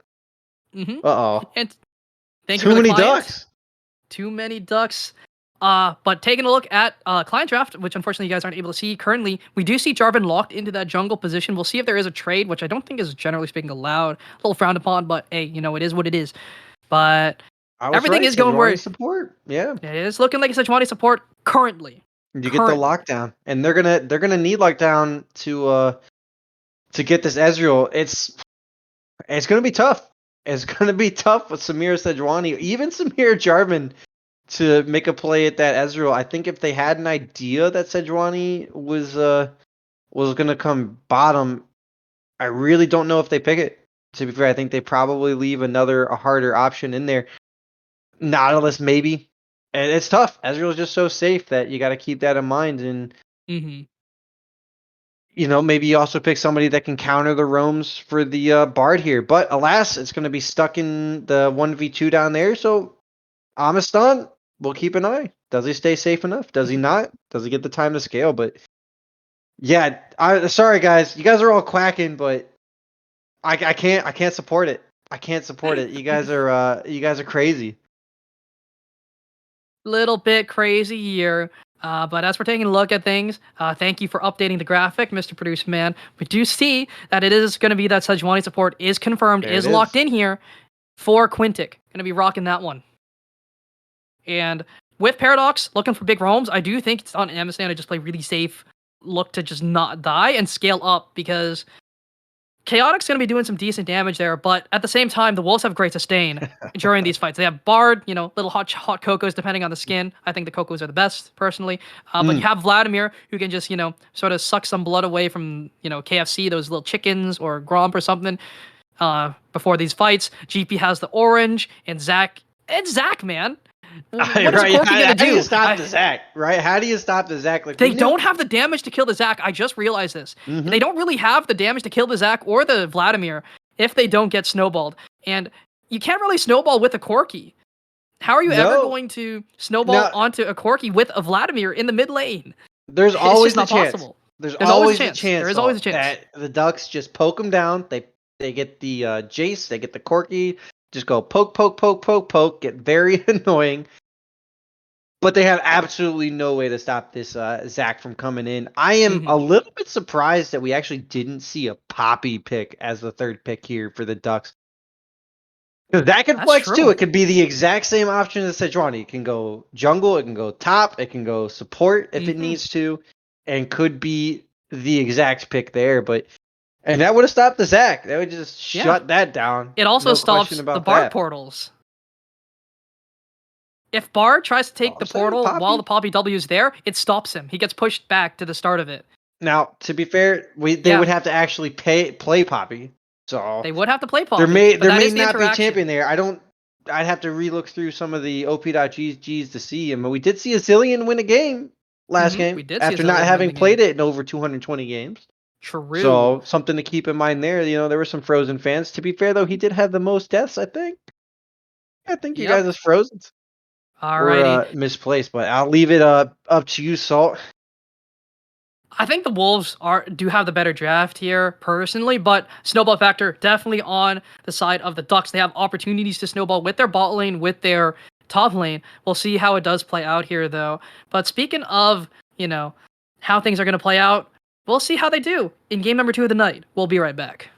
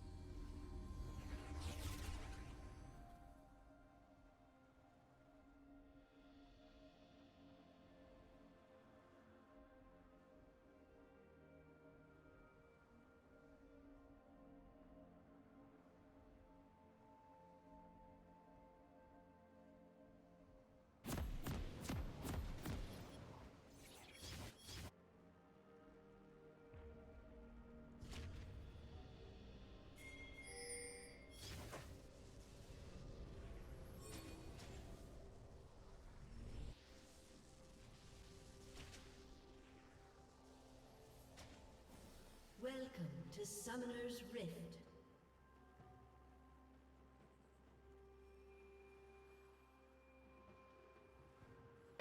Hello everyone, how are we doing? Game number 2 underway here, and we see Quintic on the Sejuani support, getting that early ward down, and Paradox on the Bradical. Bradical just gonna dance, and he is using the right skin, got the hot cocoa rolling for the team.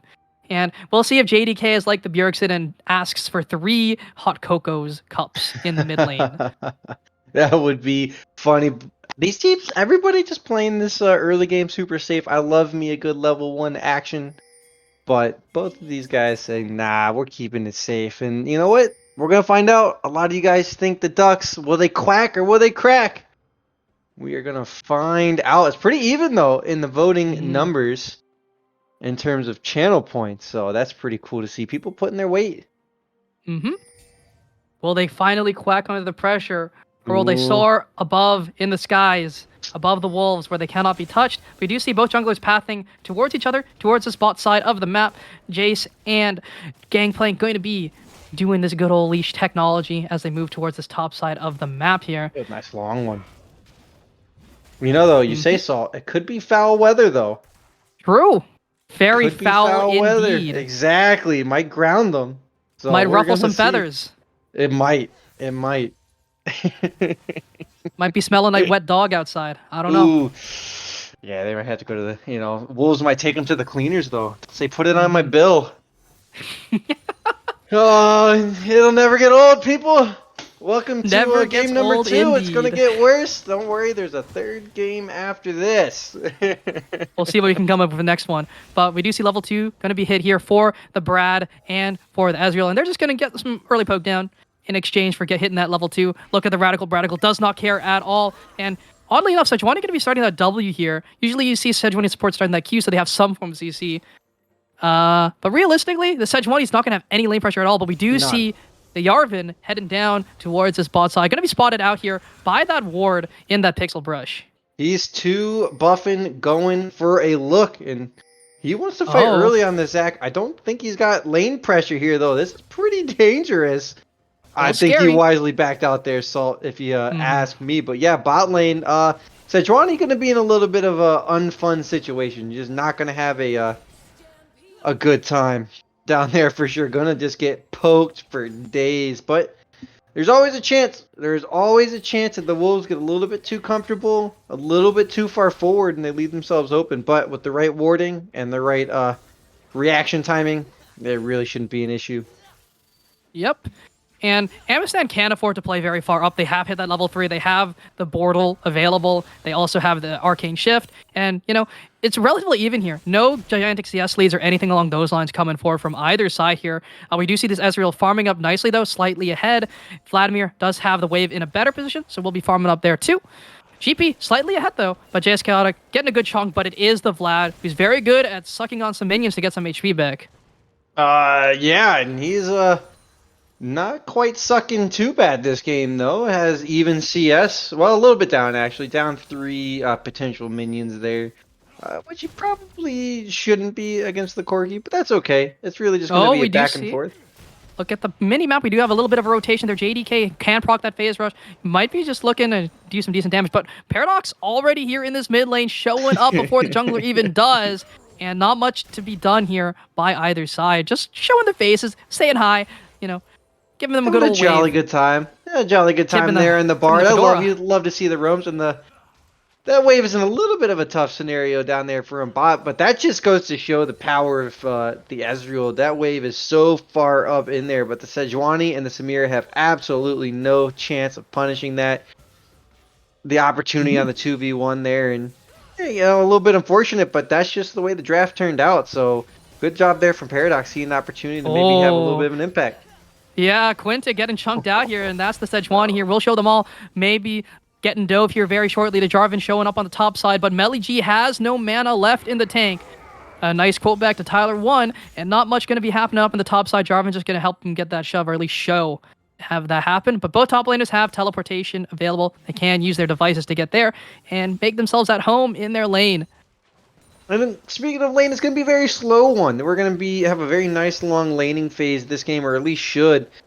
Biggest thing to keep an eye on is going to be the gold at the top there to see how each of these teams are doing across the board farming wise. And Wolves have a slight advantage. They're ticking just a little bit above as the Ducks even it out a little bit. But goes to show both these teams just being smart, being safe. Both of them farming rather appropriately. The only thing is top lane and jungle. They got 3 CS apiece. That's crazy. There are winners for the Wolves. So Wolves with the early advantage.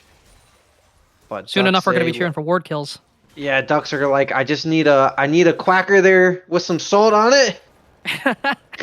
Reinvigorate them and get at it. It's some form of something here. There's not much It's to not talk biscuits. about. It's not No biscuits. biscuits, It's no a quacker. cookies. It is a quacker. In fact, you do not want to be feeding these ducks some bread either. You know, not the healthiest thing in the world. They're looking But for they that do love bread. eating it. They are 100 gold up now. Woo! Or they Let's were. go! They were. They ticked first. Oh, I wouldn't say 100 100 gold up. They are. Well, they are actually ticking first. Huge. Nice big wave coming in here for the Jace though. If he Oh. can farm that up. Almost will. finds the play here Almost. in the mid lane, but Valkyrie able to get this Corki out to safety. But Quintic gonna try and find something on Amistan, but has the exhaust, has the flash, has the arcade shift, and there's just nothing Quintic can do. Yeah, and that's going to be this game for a little bit. Everybody's going to be super safe. The Ducks don't really have an in on the Wolves, and the Ducks also just have so many outs. Corki can jump out, Jace can run away, and that's going to really be the name of the game. Ducks, love to see it, taking the first chance at the objective. Have a small window here with the Zac on the top side, so Hey, Brad, absolutely all love to see you. this. Oh, I believe. okay. Yeah. Nope. It's actually going to be Sejuani who grabs up that dragon there. Quintic showing the prowess of that supportive role. And Hot Coco going to be grabbed up here for JDK, getting himself some little more HP back. But he's glad he's going to be able to sustain. But you do see the power of this Corki just poking out quite a bit here. Having a grand old time. And the Corki being super smart in his never mind. optimization choices. Didn't talk about it early, but he picked up a Cole at the start. He knew. That hit? Oh my wait. goodness. Yeah, it doesn't unfortunately lead to much. But damage is damage. You know what though, Saul? It is. J4 That's is true. hunting. He's hunting down there. Yes, he's going to be able to hunt down the Ezreal and the Bard. That is very fun for this Jarvan. Both the Sejuani and Jarvan are just crying this game. There's not really much they can really do as their ball lane just mistimed gets it. poked out perma. He mistimed it, Saul. He had an opportunity to get in there without being seen by the minions and maybe find a look on that Bard, but opted to go for the camp instead, just for the farm. Can't blame him there. It did go up 5. He's got a whole camp advantage. That's crazy. That's Good job, J4. still a 100 gold lead, generally speaking, here coming in for for Quintic and friends. But we do see the roam coming in from this Jarvan here. Can they Here we look for go. something? Paradox does have the Bordle available. Finds the flag and drag. Ultimate is there. Cataclysm gonna find something here, but oh, he's gonna get stunned up here. The Oh, exhaust is there wow. as well. First blood goes over to Ink Bullet. Has the Devil Trigger available, but cannot find anything else. But GP finds that ultimate, finds some decent damage, and at the very least, they are gonna be able to stop this dive here onto the Ezreal. Still has flash, still has exhaust. Well done there by the Ducks. Hayden finding the opportunity to get first blood there, and they get it over to Ink. Exactly what the Ducks wanted, so maybe I might lose the second one. It's been a long time since I got an 0-2 in a game, but J4 almost had the perfect ultimate there to keep the Bard from being able to portal through the wall, but still, the Ducks were coordinated enough and had enough damage to get in there. You love to see that on your Samira Sejuani lane. That'll help relieve a little bit of the pressure down there from the poke out, and maybe snowball into something later as this Bard comes across the map. Oh, beautiful work. The Valkyrie was forced there by Paradox, and Karthik there to force the flash. Good communication. Great communication, and low mana on the Corki means we could get a circle back around on that eventually. So we'll would love to see some sort of pressure go down on this Corki. Try to abuse the fact that he has the Cole They're there. going in. Oh, they find the Glacial Prison there onto Amistan, but they can't really find much. They burn the ultimate, gonna get absolutely nothing off of that, and Paradox just does not care. Permafrost gonna hit, but the Bordle gets him out to safety. He gone. He gone. Yeah, that's the lane for you there, everybody. Woo! Wow. Woo! This is so exciting. Let's go! Things are happening. Let's go! Ducks. Quack, quack, quack, quack. But yeah, unfortunately, the Ezreal, he could just jump away, keeps him super safe. I like to I'd like to see the Ducks try to ward up this highway that Paradox is taking. He is sweeping it rather efficiently, but I'd love to see them try to take a stab at him and catch him on his way between mid and bot lane here. He's been doing it enough that it should be visible for him. Is Karthik Maybe going to get the spotted stab? out here? I do think so. Oh, he's rushing for the dive. He wants to cover. Lane gang. Wants to cover. We'll show them all, and it is a little scary here. Look where this Jarvan is pathing downwards, away from this Jason. The dive is very possible. They have a Zac here, but JDK is at the top side as well. This dive can work out very well, but the wave is already gone. JDK going, the ghost has been popped, and they find the first kill. But Hayden maybe next on the menu. We'll show them all, forced to flash away. JDK is down as well. Hayden, can he find the kill? He cannot do it, and the pullback will find it. It's a double kill for JDK, and the dive was just executed perfectly. And the Wolves strike back, sinking their fangs into the Ducks. But Quacks need a Chaotic doctor. made their way up.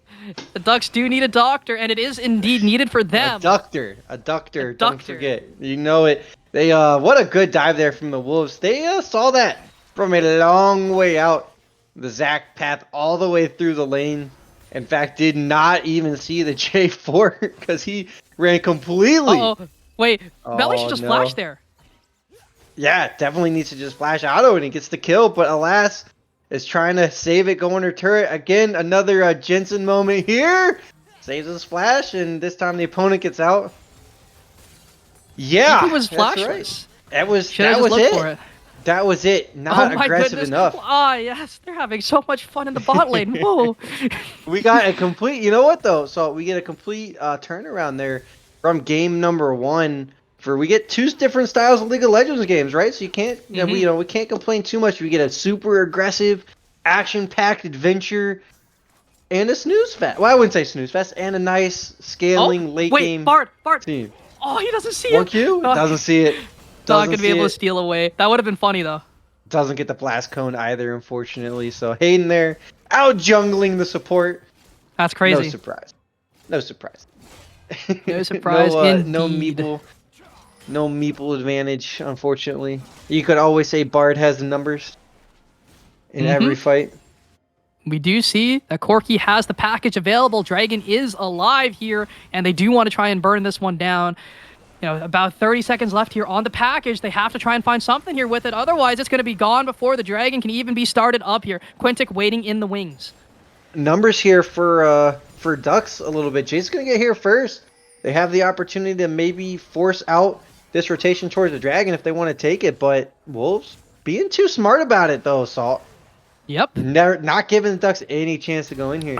Wait, the package is down. They don't even use it for anything, and that's one big engage tool already off the table, but they do have Hayden ready to do anything, has that Cataclysm available, but Karthik is waiting, looking for the play here. Can't find the knockup, but he steals the Dragon. Does not even matter. We're going to block a lot. Cataclysm onto the backline, but Paradox finds that beautiful portal to get them out to safety. Karthik in the backline trying to find as much damage as possible. We'll show them all. Finds a kill. Amistan dashing forward. Finds the flash. Cannot find Melee, but Karthik is going to fall. Ink Bullet tries to find the backline, but cannot get the 6 stack. Cannot stack that Inferno trigger. And they are going to grab the Dragon. Trade even. And that is a big win for the scaling team. Wow, Wolves take the Dragon and 3 kills? That's crazy. Wait, Bard to get there, Paradox! Oh, no, doesn't there see in him time. again. Unfortunately, he was in range, but didn't have the vision. I love the look though. Great effort there. Big key factor in that fight though. It could have gone way worse for the Ducks, but Ink Bullet going ahead and stopping the Ezreal after only hitting 1 or 2 of the front line there for the Ducks, keeping the rest of the back line safe and allowing them to at least get some damage down before they fall, or allow them to get out there. So I like that. Good reaction. Good hold on that. But Zac can't stop it. Needs the Poppy. They're going to prevent him from going into the Dragon. The Ducks tried to rush it with that package and just did not quite have the damage in time. Turned it into a very dirty 50-50. And at that point, you got to make the decision. Am I going all in on the fight, or am I going all in on the Dragon? The Ducks didn't make this decision. The Wolves did, and that's why they came out on top. Radical looking for the play here, but goes forward. Quintic finds a knockup. JDK still has W available. Bard Portal gonna find two. A beautiful tempered fate and a beautiful true shot barrage to follow it up. One goes down, two, and it is gonna be two for the carries. One for Amistan, one for not Paradox, JDK. And this Vladimir is online 3-1 and 2, 4 stacks on the Dark Seal, and the Ezreal well on their way to the Manamune. Yeah, the Wolves just packing up here on it. Sending the bot lane mid at a great timing there. Ducks weren't expecting it, and off they went, swimming back to the fountain. Wolves are eating them tonight. It's like Christmas, you know, you have duck for dinner. And they are certainly eating Trying well. to grab the tower. Cataclysm going to go down, but Amistan is going to be able to get himself out to safety. Exhaust is down onto Hayden, who has no mana, may not have a way up, but the teleport is going to be used. Corki does not have the package, but they do have the Bard Portal to get themselves out. Karthik waiting at the wings, though, and they're not going to look for much. They are going to get the tower and get out. Well done there by the Wolves. Smartly just focusing down the turret. It lasted a little bit longer than it probably should have. Got an extra auto or two off, but at the end of the day, Wolves realized, all right, Amistan said, yeah, you know what, this actually needs to fall right now. They get out safely, and almost even found a couple more kills there. Had the Ducks press it. Ducks so smart. I do like the fact they know their team. They could be looking for JDK here, but the pool just gets him out to safety, and you can't be looking for things on the Vladimir. Corki has no way of forcing out the pool. Nothing can be done, but we do see them pushing this mid lane. Jay just lone wolfing down there.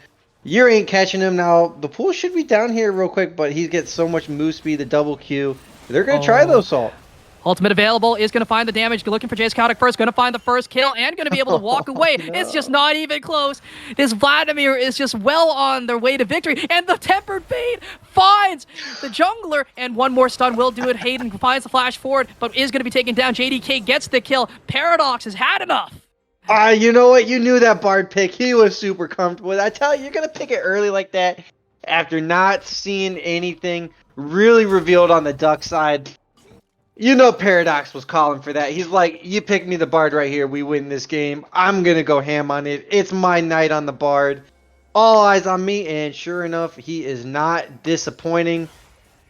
This man is eating. That is for sure. You know, and Jay, though. Oh, my goodness. We'll show them all with the 35% critical strike there onto Meli-G, taking out a good chunk of the health bar. And the sad thing is the Ducks really can only rely on poke later. And they're going to get outpoked. They're going to get outpoked by the Ezreal Gangplank. So, oh boy, they try to go in. The Vladimir's they're gonna stop it. Yeah. That's rough, buddy. It's rough. It's a bad name. You know, you guys were quacking. You guys were quacking in chat. Are you still there? Are you still behind them? I'll let you change your vote. I'll let you change your vote right now if you want. But man, it is not going swimmingly. Not for the Ducks. Howling at the moon. Any howlers in chat? It seems that we have more quackers than anything, but we do see Hayden maybe in a little bit of trouble. The slow's going to be found. Tempered Fate. The Flag of Drag is not there in time. Finds the jump, finds the knockup, but Hayden is going to be able to make themselves out to safety. Gangplank ultimate on the backline, finds Meli-G, forces him to walk away, but JDK looking for JS Chaotic on the back end of this fight, trying to deny the package. One more auto would have done it, not able to find it though. Teleport is not available, but the flash was forced, and this Infernal Dragon is on the menu for sure. Great job there from the Wolves, understanding they can be at objectives early and prevent the Ducks. Meli-G may have just teleported. Oh, that was Hayden. Hayden might have just teleported into his death, taking so much damage. The Locket trying to buy the time, trying to buy the space, but it's just not there. Paradox finds the kill. Quintic is next on the menu. Amistan takes that one down. Ink Bullet into the backline, finds the Infernal Trigger, but nothing to be found there. Package into the backline. Cannot find the damage though, and stuck in no man's land. We'll show them all. Gonna find that move speed coming in from taking down that barrel, and Paradox has the Bortle. Maybe looking for something. Can't find the stun though, but we'll show them all. Looking to take down this Corki, but the poke is there. And we do see it is going to be a 3-on-1 Chaotic. Going to use that Valkyrie, going to try and execute. Who is going to get this kill? Where is Chaotic going to go? The stun going to go wide. Paradox, maybe the one on the menu, maybe going to be taken down. No lock-in. The movement is there. Movement does not matter as one goes down, but the kill is given over to JDK. And the Herald takes down the tier 3 as well. We had a Tom Clancy novel in the making there. Oh, Thanks to there's a beautiful Chaotic. flash, but Amistan flashes in return. Hayden trying to find something, trying to find anything, but Amistan takes him down. Quintic taking a lot of damage. Karthik can jump onto the backline. Inferno trigger is available. Cannot find anyone because the pool is there. And this Vladimir just gets another double kill. DK stands for double kill, and they're going to try and end this game right here, right now. They're making the push for it, and they definitely have a chance. They're at least getting the inhib as they, Wolves, this is why they're a top team for sure. Ducks had some great moments. It's all right, it's not over yet, but I see some people quacking in the chat. Not over till the duck is cooked? Nah, that duck's a goose now, and Looks they're a looking well goose done. egg on this game. Not gonna lie. Duck is looking a little well done. And Yeah, this burnt. Infernal Dragon's still up. They did not take it after all that time left on the map. 7.5k gold lead going in favor of the Wolves. We do see the pings towards this top side. Maybe a Desperation Baron in the books. That's their only out here. You know, we won't put the Ducks too far out, but they are 7k gold down here going into the 21st minute. Still better than the last game, I believe. I believe we were at 10k gold deficit in the last You're game, doing it. but that was 10k deficit They don't on know. a scaling team. Ducks do have an opportunity here. No vision from the Wolves. Tell it to me, Salt. I mean, this is their avenue in. They're going to get an objective bounty. They're going to get a huge influx of gold, but I don't know if it's enough to break down anything. Oh, Gangplank trying for the steal. Not going to be able to find it, though. But good smite comes forward. They are going to get their bases off, but they do give up that second Infernal. But the objective bounty is huge. You know what? Ducks do get a chance to slow the game down here, so there may be an out. There may be an out for them. I don't think they get a second try at a free Baron, so they took the opportunity while they had it. Great job there. Wolves, something to consider in the post-game chat. On the VOD review, hey, we maybe don't need to send all 4 people down to this Drake. We can ward up. We have wards in the jungle pushing down at us, so we can Oh my definitely see where goodness. they are. Oh, wait. Ooh. He's dead. No. Oh, no. Skill shots do end up whiffing later there, but Chaotic almost taken down. Well-timed Valkyrie to save Chaotic's life there. Had he got hit by any of that, he was Quintic. cooked. Yeah. Dash out. Get out to safety. They are the Wolves. They're eating rather well. They're eating rather well today. Strong pack here. Definitely nobody that needs to get called out.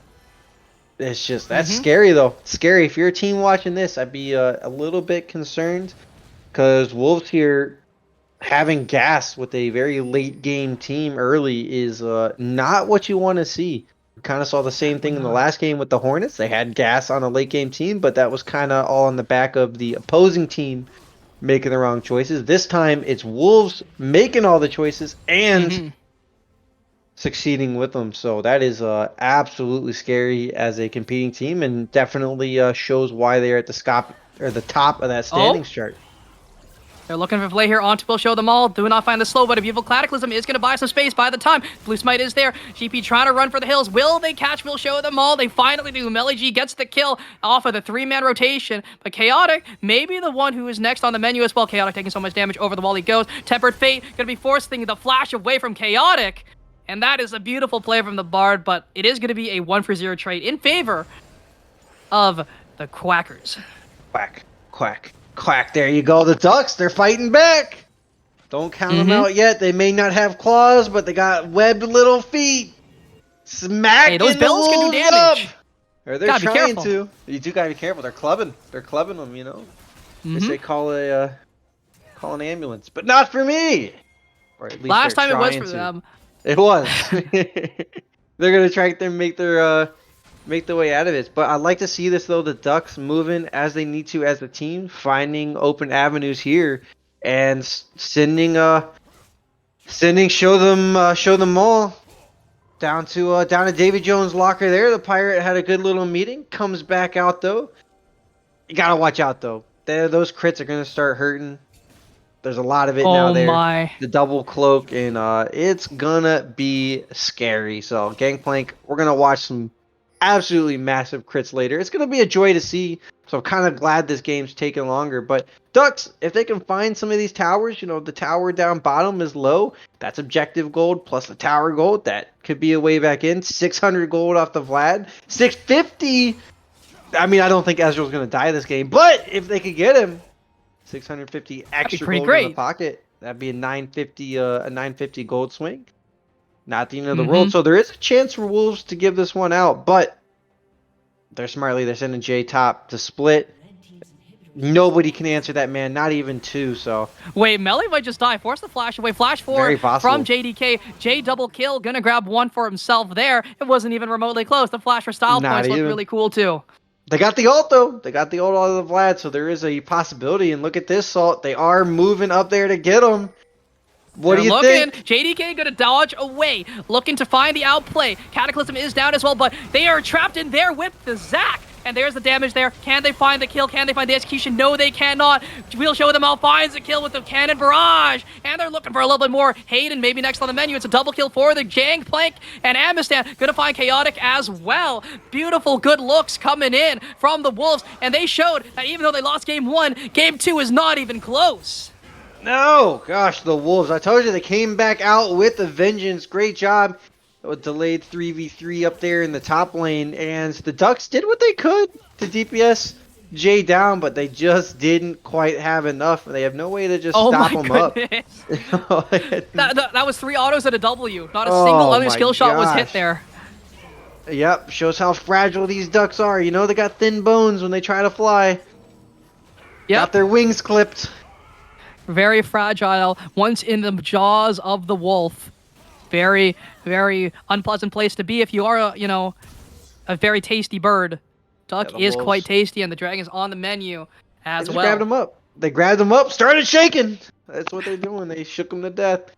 But Chaotic. Duck's still in it. 26 minutes. It's not a super quick game. So they're only 9K down or 8.5. Only 9K down. There's Only no 8.5K saving. We down. got game 3, so just be aware. Like they're still coming. You gotta lead everybody into the puns. You snowball them out. Salt knows from last year. The puns are coming. That's all I'm They gonna are say. coming. They are very coming fun indeed. Amistan gonna grab up that blue ward. We do see the formation being gathered here. They've sent GP down towards this flank side to try and get some barrel set up. And Chaotic, again, they're not using the package. It's going to be done in 30 or not even 20 seconds now. They have to try and find some, any kind of usefulness out of this. But Hayden may be caught out here all alone. Going to cancel the dodge. Karthik, a beautiful play. And that stopwatch is a stopwatch of hope. A golden statue gives a golden sack over to Amistan, and they're going to take down this third Infernal Drake.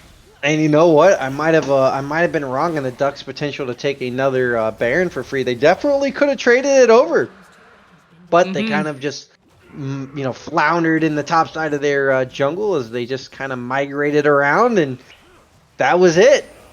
Didn't get anything on the back of that. Definitely could have had a chance at that Baron to slow it down, but my guess here is that the Wolves are about to take this Baron, shove it down their throats top lane, and or mid, and in the game, because the Wolves, great showing here. Now, to be fair though, Salt, let's keep this in consideration. Ducks are 0-3, and earlier they did... That was close. 486.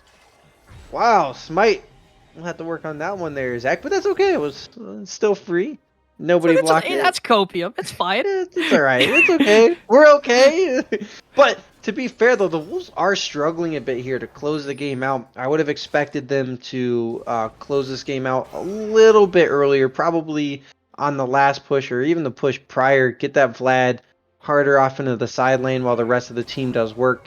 Wolves relying on that Baron just a little bit too much to close out the game, especially with the lead they had against the team that they're facing, or the team composition that they're facing. So if I'm another team, though, the only good siege they have is Ezreal. The only siege potential they have is coming from Ezreal. Every other champion on their team, not the greatest at that. So it is hard to close out, especially against the Corki, who has that super safe wave clear, can wave clear from light years away. That's not even close. Very true. We just see that they're sieging now, and the GP setting up these barrels, finds a 3-piece onto Quintic, taking a nice chunk out of the bear. Not big enough yet. I expect more. Oh, Inkle is going to get caught up by the jump. One more pull will do it. The Unstoppable is there. Cataclysm finds only JDK, but that's a Vladimir. It does not even matter. Quintic is next on the menu, getting some Owlbear tonight. And Temper Fate into the base. Can they find the kill off of that one? Melee G is going to be taken down. We'll show them all going to go into the base, try to find the Prowler's Claw combo. Just not going to be there. They get the shutdown. Chaotic, though, kind of struggling in this base. Oh, they don't And we'll care show about them their all kind of having a stats. little bit of an int moment, but they do get that kill. They do take down the Corki, and they are going to be able to close out this game nice and clean. It seems as though JDK and We'll Show Them All are the inters of the day, going 2 deaths on the Wolves. Not looking too hot. And we'll end this game nice and easy. A golden Zac says hello You love as the it. game closes Balloon. out. He's like a nice golden balloon there. They don't care about their stats though, Salt. They're just here for a fun time as they give a couple deaths over there in the fountain. Even that out just a Yep, little bit more. just a If little I'm the bit. Ducks, I take it what I can get. Got to pad the stats a little bit. But man, did the Wolves show up tonight? They definitely did not roll over after that game one. They lost to the Hounds. It was probably a very tough game. I would imagine, the 2 top place teams going at it.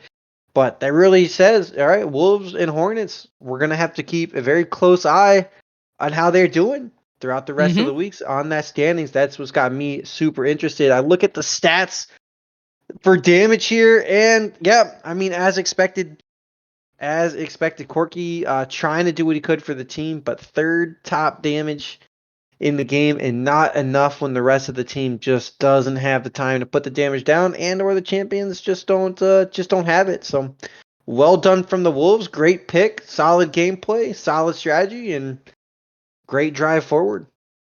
And, I think there were a lot of top performers here coming in from the Wolves. Karthik had a great showing there on the Zac. JDK on the Vladimir had a grand old time. And, Paradox Creator also had some amazing tempered fates. So who would you give who would you give MVP over to, Mr. Coconut? Oh, great question here. It really depends on the stage of the game. Almost. But when I think all well-rounded, that's got to be Paradox. Some people might not agree. I super like the Paradox. You guys can choose yourself if you want. It's up there in the chat. But for me, it's Paradox. Don't let me influence your vote, though. He might not be topping the damage here. He might not be topping KDA. But in terms of impact, that Bard was exactly where he needed to be all stages of the game. Clearing vision, mid to bot constantly. And just allowing Zac to do what he needed. Allowing Jay to stay safe in the mid lane. And just being a super menace there with I'm all about the support plays for the teams, not just the flashy damage players, but the ones that really set it up. And so for me, I think Paradox created most of those plays. But if you're kind of a late game minded person, I think Jay would be a solid option as well. What do you think, Salt? I mean, for me, JDK was very flashy, looked very good, but the snowball started because of Paradox and because of Karthik. So it's a toss-up between the two, but because he said Paradox already, I'm going to slap it on over to Karthik. Had a great showing there as a Zac, had some good angles, looked for some good plays, and, was no slouch, just being that meatball. Used that passive very effectively. Yeah, only 1 death, 17.0 KDA, 11,000 gold. What is that? 4K up? Another 3.5K, excuse me, another 3.5K. Something Up along those lines, yeah. On the opponent. So both of our junglers here in game 1, we had 3.5K with Raven's Man up on his opposing jungler here, and this time Karthik 3.5K. That seems to be a nice trend. So he's definitely a solid option as well. Seems very close in the polls. Get your votes in there. Zolo, how you doing? If you watched the last game, get your vote in. Get your vote in on who did well, or just look at the stat screen because we're gonna need some tiebreakers here for sure. Well, while you all take your time to make the decision, we'll head over to a quick chrono break as we get things rolling here for game number 3 of the night. We'll be right back.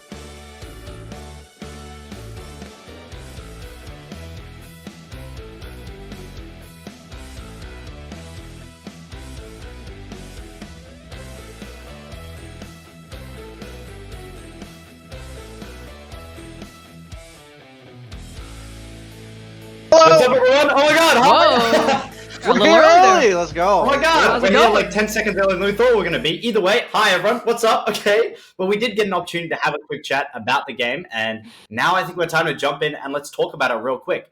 The Ducks, they came in and it was so steady, but really, they were just being slowly bled out just to feed that Vlad, get him stronger and stronger and stronger. And eventually, Vlad got so strong that he was walking around left, right, up, top, bottom, in the jungle and in the side lanes, just playing whack-a-mole with the poor birds. And it finally gave the Wolves the footing they needed to be able to try and climb themselves back up into that first place after being denied it here by the Hounds. So what do we think of that game, especially with how the Ducks kind of stayed equalized to the Wolves for a while? When did it kind of start spiraling out of control, Salt? So even though it was a slow game, the champs that the Wolves did kind of lock in aren't the hardest snowballing in the world. Like, sure, they get gold, they do damage, but they're not the fastest at just showing off and making things happen right away. They also don't have the greatest siege. They really only had the Ezreal. So it's hard to close out a game with that composition super early. You want your 3 items. You want to hit the level 11, level 16. But at the same time, the Ducks also had, Jarvan, they had Samira, they had ways in, and they had a Sejuani. So they had things that they could do to just stay in the game and not fully bleed out in an instant. But it was a slow and drawn out death for the Ducks, unfortunately, there. Yeah, but you know what? This one might make the documentary on their VODs. They had some great looks there in the early. So they slowed it down late, so it wasn't a complete blowout. If you look at the OP.GGs on kind of some of the rankings here on the members. Solo queue, though, I will say, doesn't always necessitate how the 5v5 standings are going to go. I think a lot of you guys there in the chat notice that in your Clash games, or you'll roll some teams that are on paper stronger because it takes a little bit different skill set. So, not too bad from the Ducks, but they did get cooked today, and you know what? As expected, though, from the Wolves. I'm excited about the next game, though, because that might just be another stomp. I hate to see us out of here quick, but boy, it's looking like it might be there.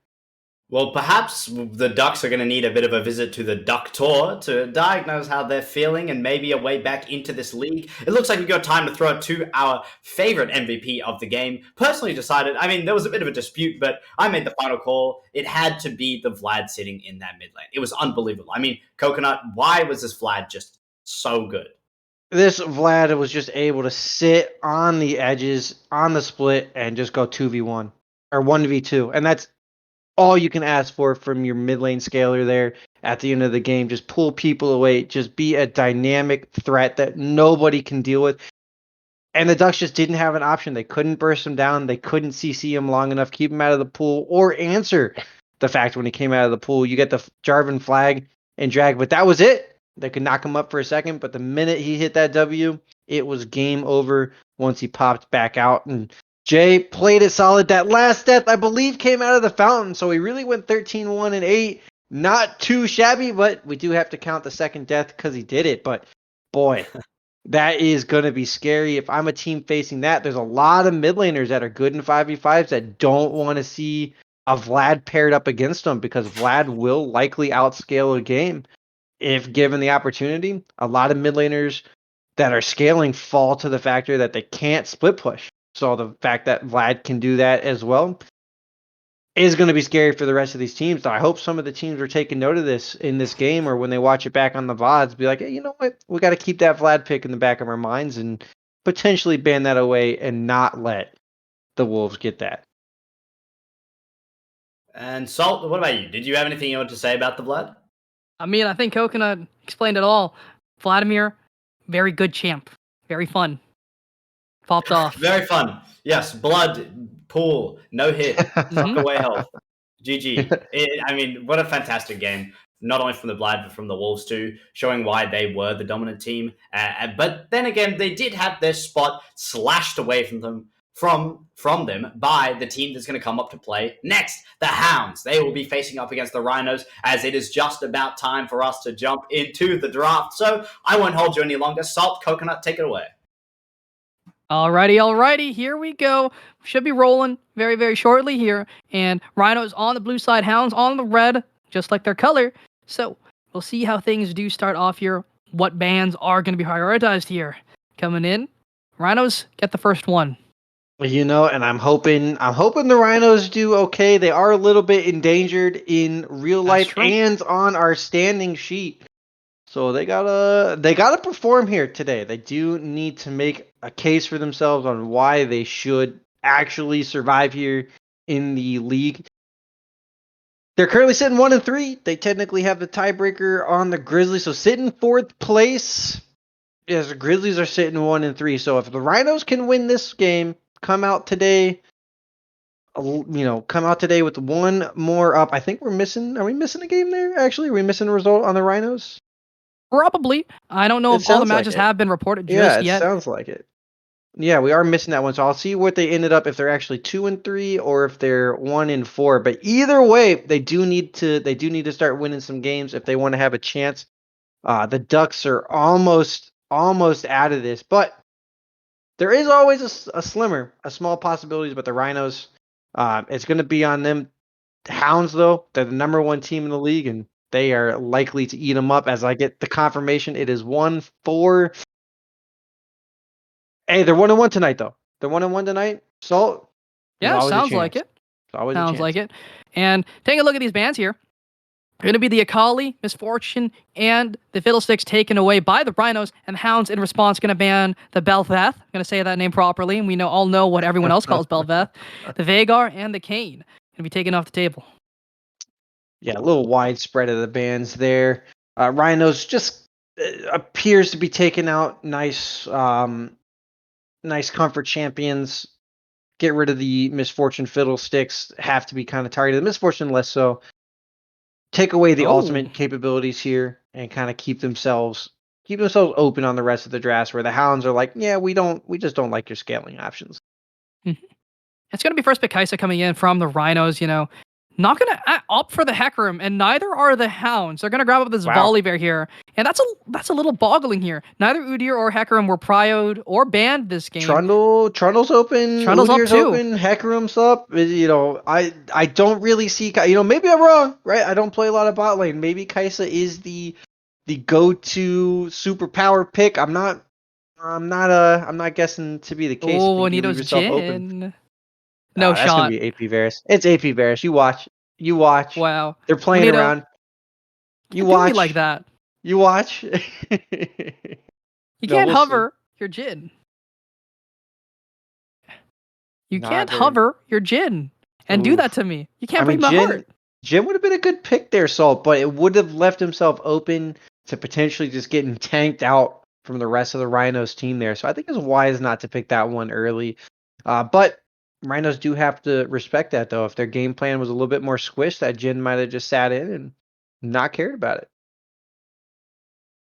We'll see if my predictions is right, though. I'm 1-1. I'm 1-1 on predictions for the day, so see if that Varus actually turns out. Could be flexible. That's something to keep in mind. You don't normally get to say that about 80 carries, but this is indeed a flexible pick now, thanks to some fancy professional play and the Rhymes uptick with in claps. AP Varus.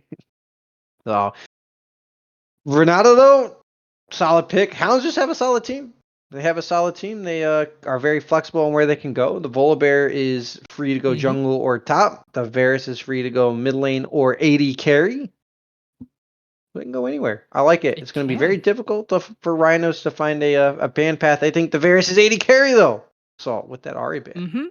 I mean, I think 80 carry is probably where it is going to go. Renata helps him out a little bit too, gives him some more safety, and is a great dissuasion to engage there in that bottom lane. And speaking of the bottom lane from the Rhinos, it's going to be the Kaisa Thresh. I don't know. I feel like Thresh is sort of like the jack of all trades, master of none now. He's not the tankiest. His engage is meh, but he has decent peel. His Lantern is still always going to play a factor, but I think it's just not as great as it used to be, Yeah, Not as strong. We say solo queue doesn't super, indicate 5 gameplay, but Thresh is sitting at a 49% win rate in the in the solo queue plat plus across the world. So I don't have super high hopes for that. They picked this they picked it blind, so they did not have Yep. notice at the Renata. So you give a kind of a weaker support plus the opportunity to counter pick it. You got to be very confident in that support pick. In that case, I really don't see Thresh as that super option right now. Would have loved it if Rhinos had more of a harder carry down there in the 80 carry position. The Thresh was there to keep it safe and pull it out of danger, get the lantern to safety. I just don't see that with the Kaisa, but maybe they're thinking a couple steps ahead. Let the Kaisa go in, do some DPS, pull it out with the Thresh, and transition more into a front to back midway through the fight. I don't think they'll get the possibility to do that, but they may be trying for it. Yep.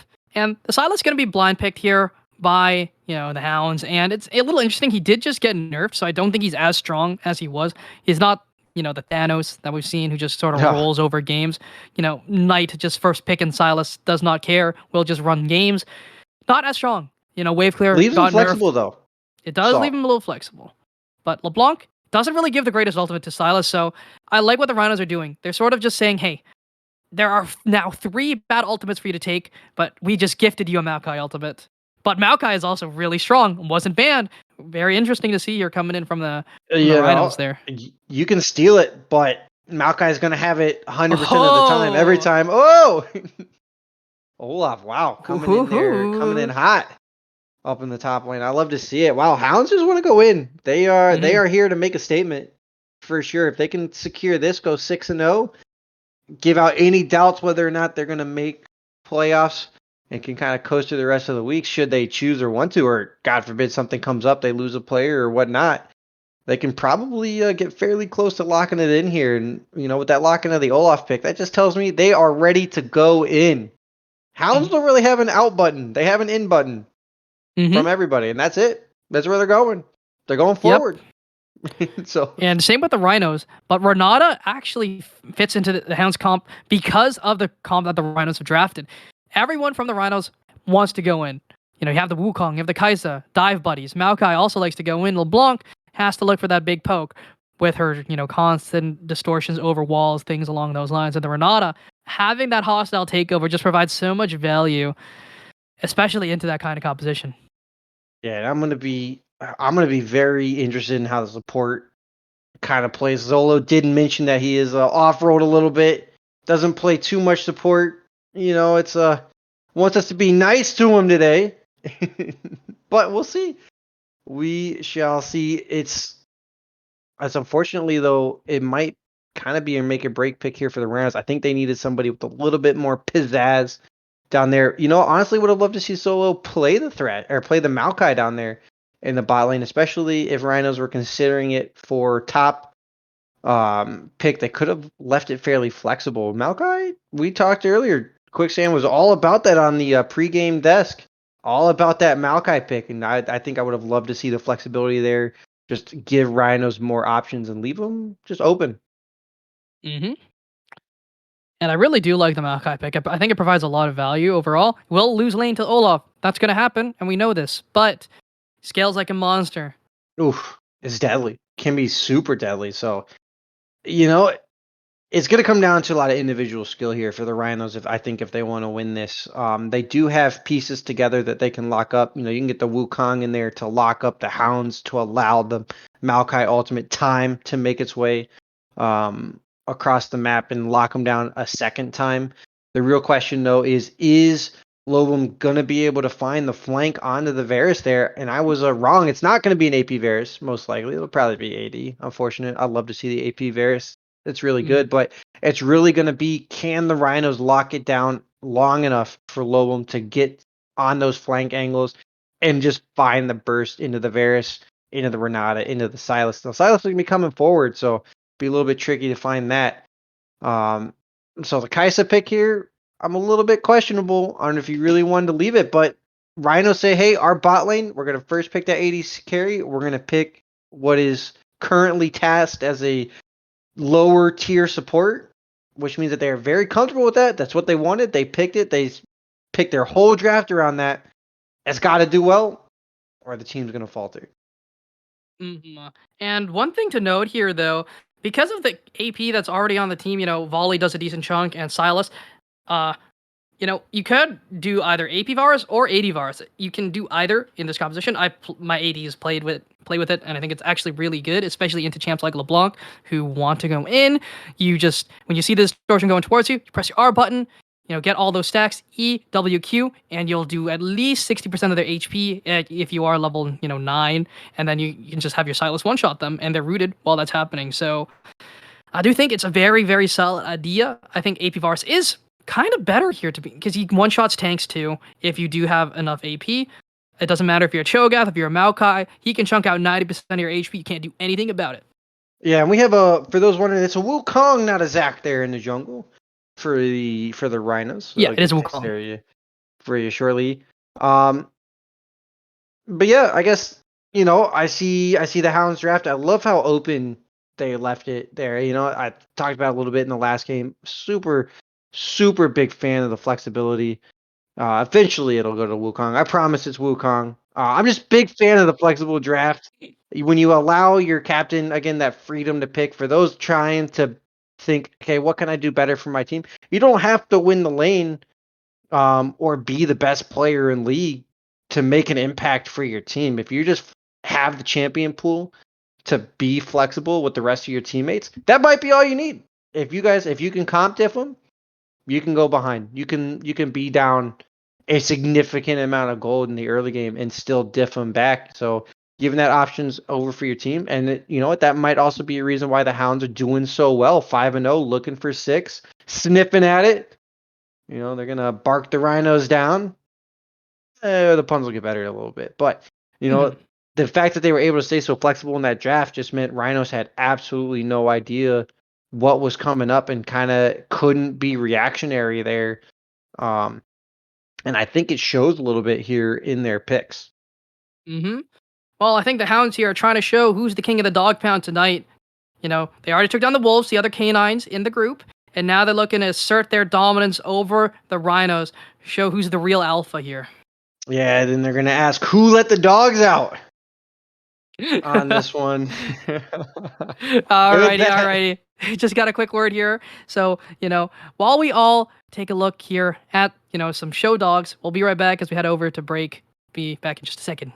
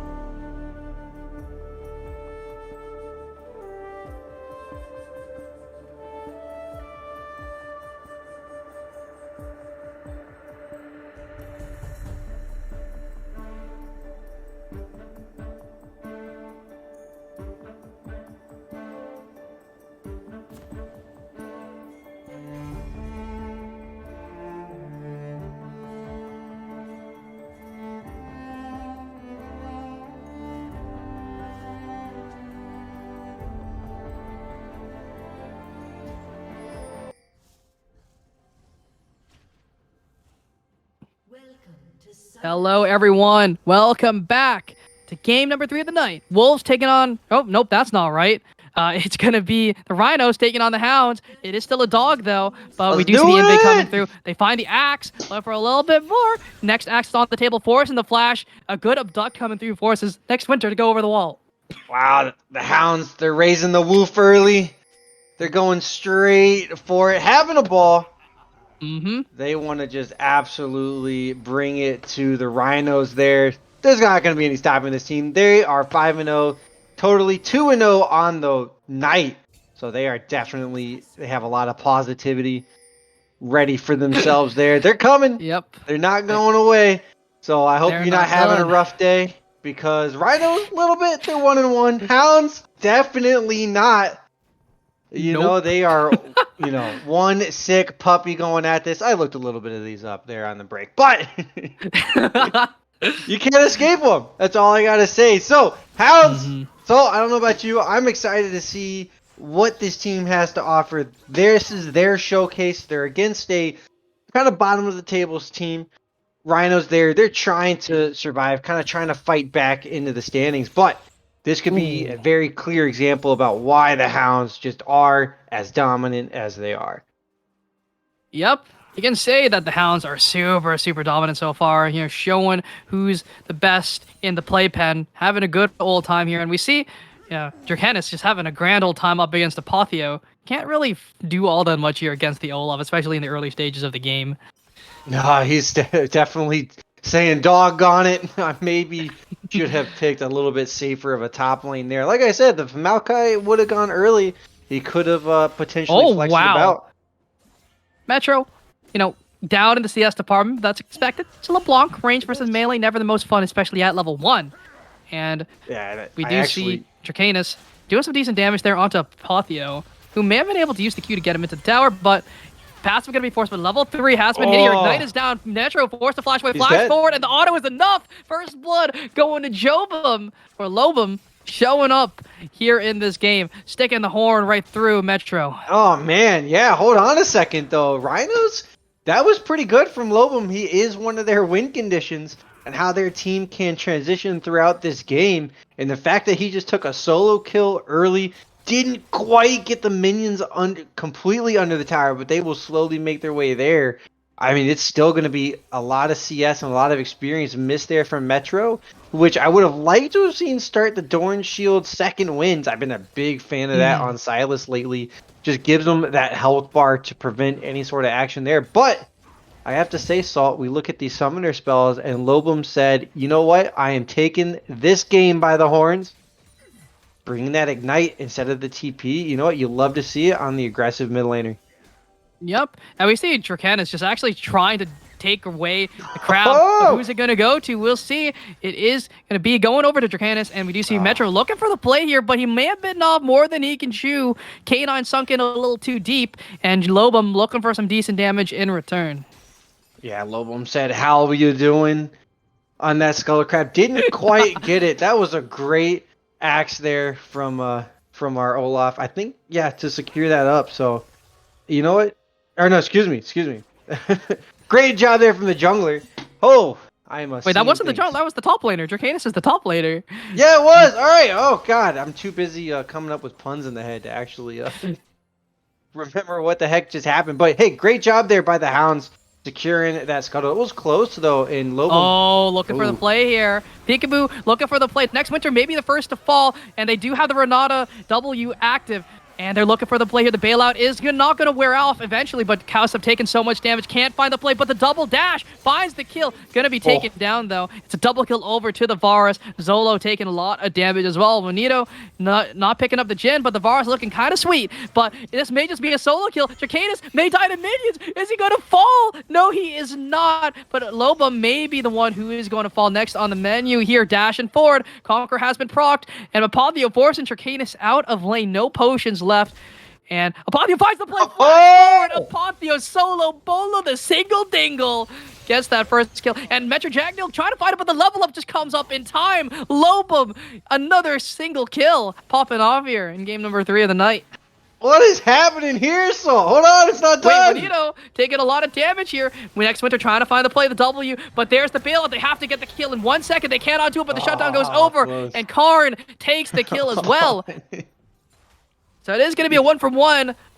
But wow, Bonito staying a little bit too far forward there. I am surprised. Wow, the Hounds I thought were going to just come out in a dominating fashion, but it looks like the shoe's on the other foot. The Rhinos really just are not giving them anything to work with and just going absolutely crazy through this game here. Now it's even though the Rhinos have 2 kills, they are down a little bit in the gold. Kind of shows how the Hounds have a little bit better on the farming stages of this game. But wow, Lobum out of the mid lane going absolutely crazy. The twisted advance from the Maokai top, securing the kill. I thought that Olaf was escaping Valhalla, but not this time. He straight wanted to go there, and that is huge on that level Good advantage old top. visit there. Yeah, they're making a play though. They're looking at the stop lane. And Apotheo is going to be dueling here up against Dracanis and really winning out on this trade here. And Maokai may actually be one of the few champs who has enough sustain. But Peekaboo showing up in the top lane. Handshake is going to land. Finds the pullback, and Dracanis trying to find the damage. Beautiful ultimate coming through. He has to try and find the kill. Nice and easy, but the shield is there. The bailout buys the time, and Dracanis gets the kill. But Kasif Jr. is showing his face up on the top side, and no more bailout available. Peekaboo may be the one left. No, has the flash available. Lobum going to grab that one. Kasif trying to dash over the wall. Does fail that one a little bit. Dracanis, though, stuck on the wrong side of the map. Can they find the kill? It is an Olaf. The Ignite is down. No healing for you. And Kasif Jr. takes the kill. Oh, wow. Great rotation there out of the Rhinos to counter that play that developed in the top lane. The Hounds were looking for it. They were hunting for it. Peekaboo, true to his name, popped up out of the bush to try to impact the top lane. But this Maokai is such a strong pick. Quicksand was talking about it in that pregame lobby. He loves that pick. And boy, did it showcase itself right there, because it was just sitting safe in the 2-on-1. Now, to be fair, it is Renata and didn't have Ignite available or didn't use it, which meant that Maokai just had free reign. Had the level advantage too, which the Olaf didn't have 6, which could have been a big factor, being able to tank through that ultimate from the Maokai or the twisted advance, just get more time to DPS as that Olaf, but wasn't given it. And so just the strength of the Rhinos top laner here and mid lane. This might be just top half Rhinos here, and they may sneak a win. This would be a huge upset, so. It would be a huge upset, but the Dragon is going to be started here by Haman Karn and company. They are going to grab this one up nice and easy. It is an Ocean, so it will relieve some pressure from Metro Dragon, who is going to be suffering. Solo Bomber finds the hook, though. Winter has the ultimate, has the killer instinct, but Peekaboo may be the first one to fall. Beautiful ultimate onto the backside. The Cyclone finds a lot of damage. Haman Karn over the wall, but they do get the shutdown. It goes over to Bonito. Haman maybe next on the menu. Peekaboo, though, may have shown a little bit too far forward there, my friend. That is no man's land. Giving the kill on over to Apotheo. Grabs that one next. Winter flashes forward, cannot find the auto, and the slow is there. Does he have the Moosey? But Bonito is going to be taken down. Is going to be next. Winter does grab that one. Winter is definitely coming. It's on the way, and he is appearing here 2-2-2. Wow, the Rhinos say bon appetit. They are just eating this up. It's dog for dinner. We might have made our way over to China or the Middle East. Ooh, that might be a tough regional joke there. We'll take that one back. We'll walk that one back later. But Peekaboo just coming out of like nowhere. Nobody would have expected him to come out. Yeah, he's just true to his namesake. He says, you know what?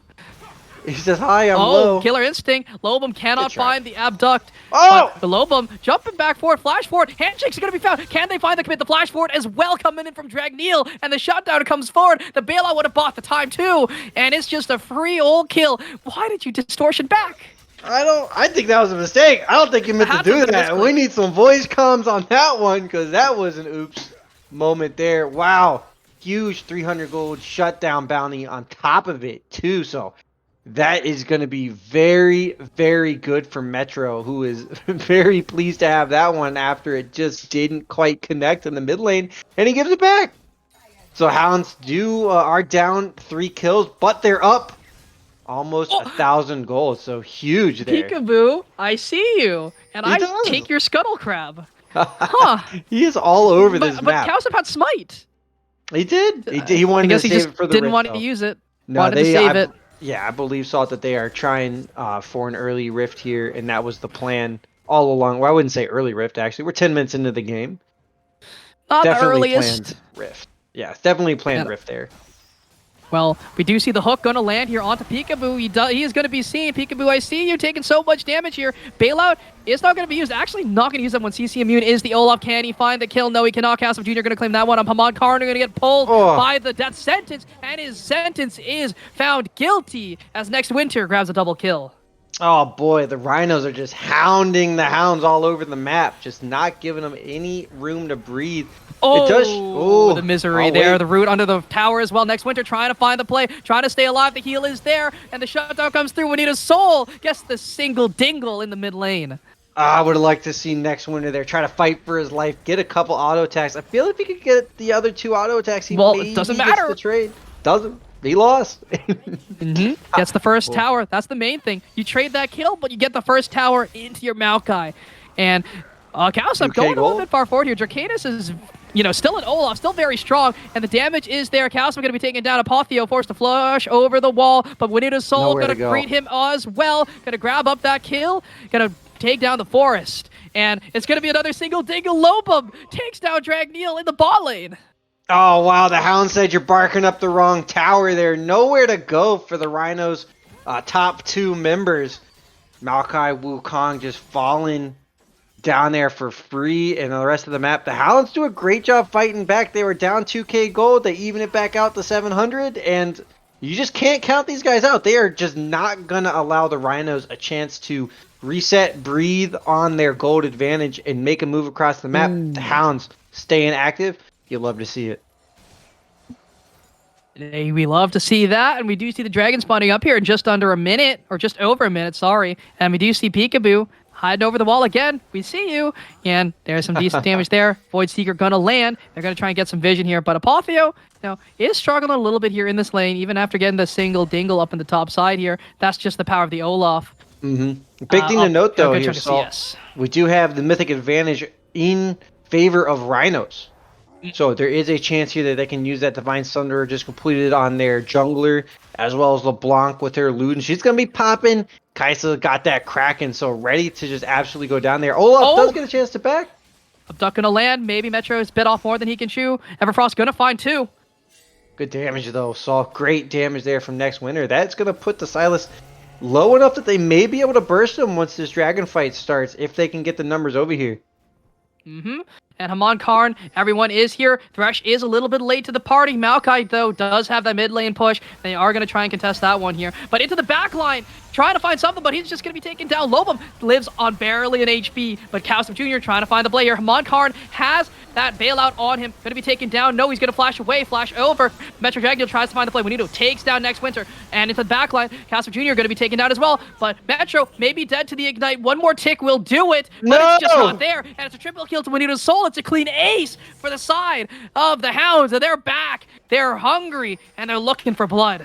The Hound said, please! You're not taking us. You're not killing us. Had the numbers there early. Just had the 5 and went with it. Rhinos were not even able to take advantage of the half health Silas there. Did get no engage on that one. All the damage that went down on the Silas on that fight there happened kind of after the fact. And Rhinos were not just able to press forward, use their... I mean, they really don't want to press forward, to be fair. They really need to get their numbers. Wait a second. But Hounds seen an opportunity and taking it. Rhinos had a chance, but when Lobum goes in, which he needs to do, but doesn't find enough damage, you know it's going to be a little bit scary from there on out. Just not able to find any real meaningful damage there. Most of the poke was done by the Kaisa before the fight started. Yeah, and the Renata ult actually was a huge player in that. The chokehold ramp there. The Kaisa was almost about to kill the Volibear. Renata ult turns the auto attacks around onto the team, and Hamon gets to get out. Gets to get out for free, and that was all she wrote from there. So, boy, that is a little bit crazy. And if you look at your board there, I believe we have Hamon in the jungle, not saturation. So keep that in mind there for everybody looking at this in the chat or on the VODs later. And we do see Kausub looking for the play. Cyclone is going to be up in here just a second. Bailout is available. Going to force the flash. Is going to be used though. Juanito taking so much damage. Can they find the shutdown? One more. Anything will do it. And he is finally going to be taken down. Going over to the Maokai. The box is going to be dropped, but Apotheo is going to fall as well. It's going to be 2 for 1, but the shutdown goes through. Yeah, great there from the Rhinos. They're actually very... dashing Ooh, it's not forward done. here. Looking for something. Cannot Boom. find it here. But Apotheo, Peekaboo, going to be taken down. Lobum finds that kill. Hamon Karn trying to find something here. The damage just isn't there, though. Wow, Lobum said, I spot you. Boy, did he murder him. That's huge for the Rhinos, actually. They come out 2 for 2 plus a 600 gold extra off the bounties. You know what? They're trying to stay alive after that last fight there, and I absolutely love to see it. A little bit of ARAM action going down, but there's nothing much left on the map right now except for the top lane tower there that the Hounds are going to take. We're 2k up for the Hounds here going into the 16 minutes, and so far, unexpectedly, this is their closest game yet. And boy, a little bit of fiesta. We've had twice the number of kills per minute, but Salt, after the last game, I'll take this every day and twice on Sunday. Very much so. This is an exciting game. Last game started out slow and stayed slow throughout. This one is pedal to the metal. We're going in. We're looking for plays, and they're looking for Kausub. Cannot find the monkey, though. Not King of the Jungle this time. No, he's going to have to run for his life. He's swinging his way on out. Peekaboo getting very aggressive here. I'd like to see if the Rhinos, or potentially in future weeks, if other teams can start kind of taking advantage of that. He is kind of walking in some places he really shouldn't be allowed. But the Hound team comp, though, they can follow up on the back of him. If they're close enough there, they can return some of those kills. But Rhinos, maybe a chance for them to kind of anchor themselves in this game by picking that support, re-clearing that vision, getting some control, trying to take it back to him, finding an outnumbered fight. Herald can be summoned, but a handshake lands there onto Apotheo. They're trying to burst him down instantly. Hostile takeover finds 3, and they turn off the tower. Bailout's there, but Hamon Karn cannot find the reset to keep himself alive, but they are going to find some decent damage onto this tier 2. Bonito's taking so much damage, so next Winter going to be taken out. Killer Instinct into the back line. Can he find it? It's going to be a trade, but a beautiful shutdown goes over. Winter, you take those every day of the week. But Lobum trying to find something. Can he find the solo bolo here onto Metro? No, he just missed times the Zonias, and it is very close, but it's just not enough. Ah, goes so down to mid lane. close. Lobum trying to do what he needs to do for his team. To be fair, that's part of the Rhinos' win condition down there. If Lobum can start working his magic, 2-on-1, find something to happen. But in case you're wondering, Hamon Karn had a little bit of a ping fest going on to Peekaboo's Ignite. That was in fact available during that transgression. It was. Yes. To be fair, they really didn't. They didn't quite need it. He could kind of save it, to be fair. Like, they're that dominant. Yeah, it would help, but, you know, not always give him fun a shutdown. to do. Yeah, it did. It did. That is true. But that Renata ultimate, so scary. Ooh, I'll wait for a second. They're looking for the play here, trying to eliminate Peekaboo before the dragon even spawns. 30 seconds. Will be up for it, but has to run like the wind. Boy, it sounds like he's they're a listening to bloodhound. me. Oh, Duck does not land. Playing Peekaboo while he's dead is the Rhinos. They're looking for that into the jungle, but it sounded like they identified the same thing we saw here in the spectator mode, is that support gets a little bit too far out, a little bit too far forward, and is a pick potential.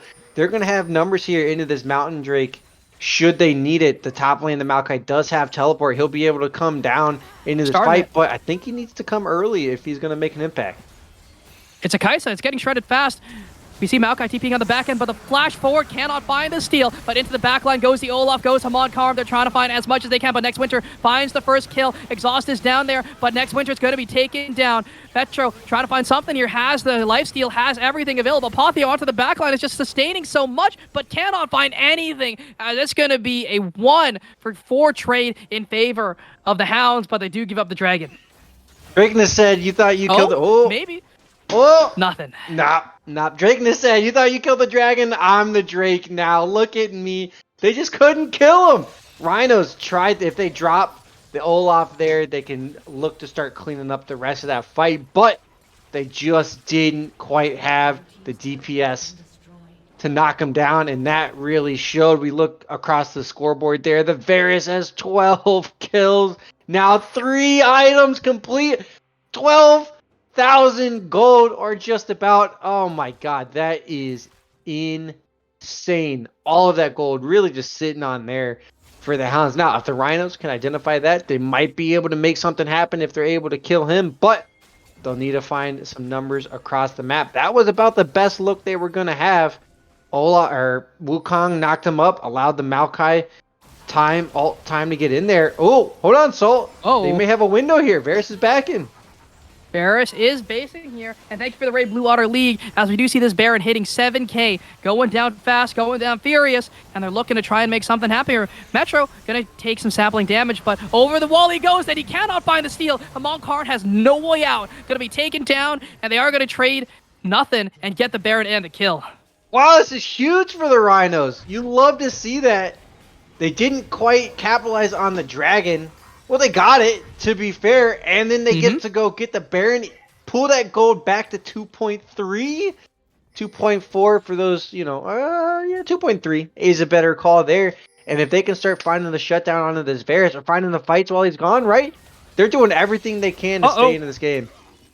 Lobum biting off a bit more than he can chew. Gonna be able to walk out alive, though. It is LeBlanc, super slippery. The time he finds that Varus, though. The time he finds that Varus, That's that what he's could looking be for. the game for the Rhinos. I love this from Lobum, though, looking for their outs. Rhinos, they're not giving up. They know the Hounds are up 5-0 in the standings on the leagues. Rhino, you know what, 1-4, but hey, they said we're 1-1 tonight. If we can get out of here 2-1, they can start making a climb back. All they got to do is get on top of the Grizzlies. Look at that 25-meter target, which is win the next game. Then look at that 50-meter target, get to playoffs. Oh, So they're looking for Kausup.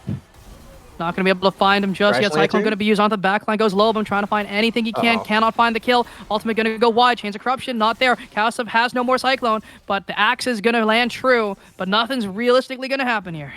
A little bit scary when Lobum gets some free time on the Varus and doesn't even get a fourth of the health bar. That is definitely not what you want to see. Wait, Peekaboo. Well, we definitely see you as he's going to be taken down, but it's traded for Lobum. You take that every day of the week. Yes, you do. Leaves your Varus safe and sound. Absolutely nobody can get to him now. With the Maokai down there in the bottom lane, they do have the teleport if they want to come over. So Rhinos trying to use the teleported advantage that they have, but so far the teleport plays haven't quite succeeded for them. They're about to lose this inhibitor here, Salt. Cyclone is available here on the Silas. Has that one ready to go. Not going to look to use it just yet, though. And I just realized, Silas has 74 CS. He does. Not looking the strongest in the Metro department. He said, this Metro is closed. No farming here, no Apotheo. CS. No minions. That's a sapling. Gets Love the vision. vision. Love the vision. Maokai, too strong. Too OP. Strong. Yeah, 2 OP. Great pick there. I love seeing these teams utilize this Maokai. I think he's awesome. He may be an answer back in here. Now, the Olaf is going to be a little bit tough for Rhinos to deal with. But, again, all in the back of Lobum here. Can he find that Get up to Varus? 43. Chance. 4 on 5. Gonna get spotted, though. Lobum Bad trying to get angle, some though. damage. Handshake into 2. Oh, that Renato Good ult look from can be scary. Peekaboo. Uh-oh. Ooh, this Uh-oh, is a Salt. scary fight. Hostile Uh-oh. takeover. Gonna find absolutely nothing here, but they're trying to find the engage. There goes the Roots, finding a lot of the enemy team, but they can't really do too much. Backhouse are trying to find something onto the back line. Cannot find the kill. The bailout has already been used, but Olaf gonna be taken down on the back end. It's gonna be a trade for jungler for top. Lobo trying to find some damage, trying to find some poke, doing the LeBlanc thing, but cannot really find it. Gonna be spotted out here though by Metro. Ignite is down as well, trying to find the solo bolo single dingle. Lobo trying to get his way out of that one. Has no ultimate available just yet. Trying to weave his way through this fight. Fast and furious. Apotheo is going to be able to walk out. Lobo just trying to break some ankles, trying to buy some time, trying to buy some space. And Metro not going to be able to find it just yet. Oh my gosh, it's still going, Salt. If you would have told me that would have gone 1 for 1. Oh, 24 wait, look at the minutes? outplay. Oh, Oh my yes! goodness, Lobum gets the solo, and Zolo trying to find the dragon here. Haman Karn gonna grab that one. Soul point has been gained. Apotheo trying to do something here, but Bonito has the bailout doing so much damage, and Apotheo knows he's dead, knows he's gone. Gonna try and find something, but the tree has been felled once more. Bonito wielding an axe this game. Wow, that ended up 2 for 2 overall, but the objective going to the Hounds. They're howling at this one right now. Very happy with that one. There was a chance there that the Rhinos almost got cleaned out. They were sitting 5 in that bush, and it could have been just a Renata ult to be some very sad puppies for the Rhinos. Not Rhinos, puppies. Had he pulled the trigger a little bit earlier. But I do like the Rhino attempts to combo off the back of the engage there from the Hounds. Unfortunately, they just didn't have the gold, the damage, or the angle to really find it. Lobum tried to get back there onto the Varus, but the peel was too strong. He was able to stay safe, and that's what allowed Hounds to take the day. Lobum, maybe try to find something. Who is he going to look on? Going to find some damage onto Dracanus. That's about it, though. But that is an Olaf with 3 items. Very danky. Yeah, it's not the one you want to jump on, but you love the damage, you love the try. And it's really just finding this Varus. 550 gold if they can find them. It's going to be tough, though. They don't have a lot of options. Peekaboo, I see you. Taking a decent chunk of damage. Guardian is down. Blown Plating is down. Peekaboo should be next, or dead next rotation, if Lobum can find it. Yeah, Peekaboo found his 7th death and is playing a little bit closer to the team. Did he, it's a good self-recognition. Oh, wait! Peekaboo's just dead again! Yeah, I can't pronounce self-recognizing there on where he was getting out of play, but then he just steps up. He has a team with him and goes and dies again. So Rhinos doing a great job taking advantage of that. So you love to see it. Calcept. Oh. They're trying to find something here. Juanito moving at the speed of sound here, moving very fast. Has a lot of move speed with the Zeal item. Having a grand old time here. Look at the split though. Salt. Maokai doing his thing. Now we're starting to see the Rhinos potentially getting in there with their teleport advantage. STP. They're playing to their team comp, so it's not a lot you can say for a lot of teams. Remember, this is a draft league. Communication isn't always at its finest here, at its top, especially in week 2. So I love to see this from our teams. Actually, every team tonight has looked pretty good in the communication department. So Rhinos, this is their chance. They have this fight that they want. They got 5 people mid against 3.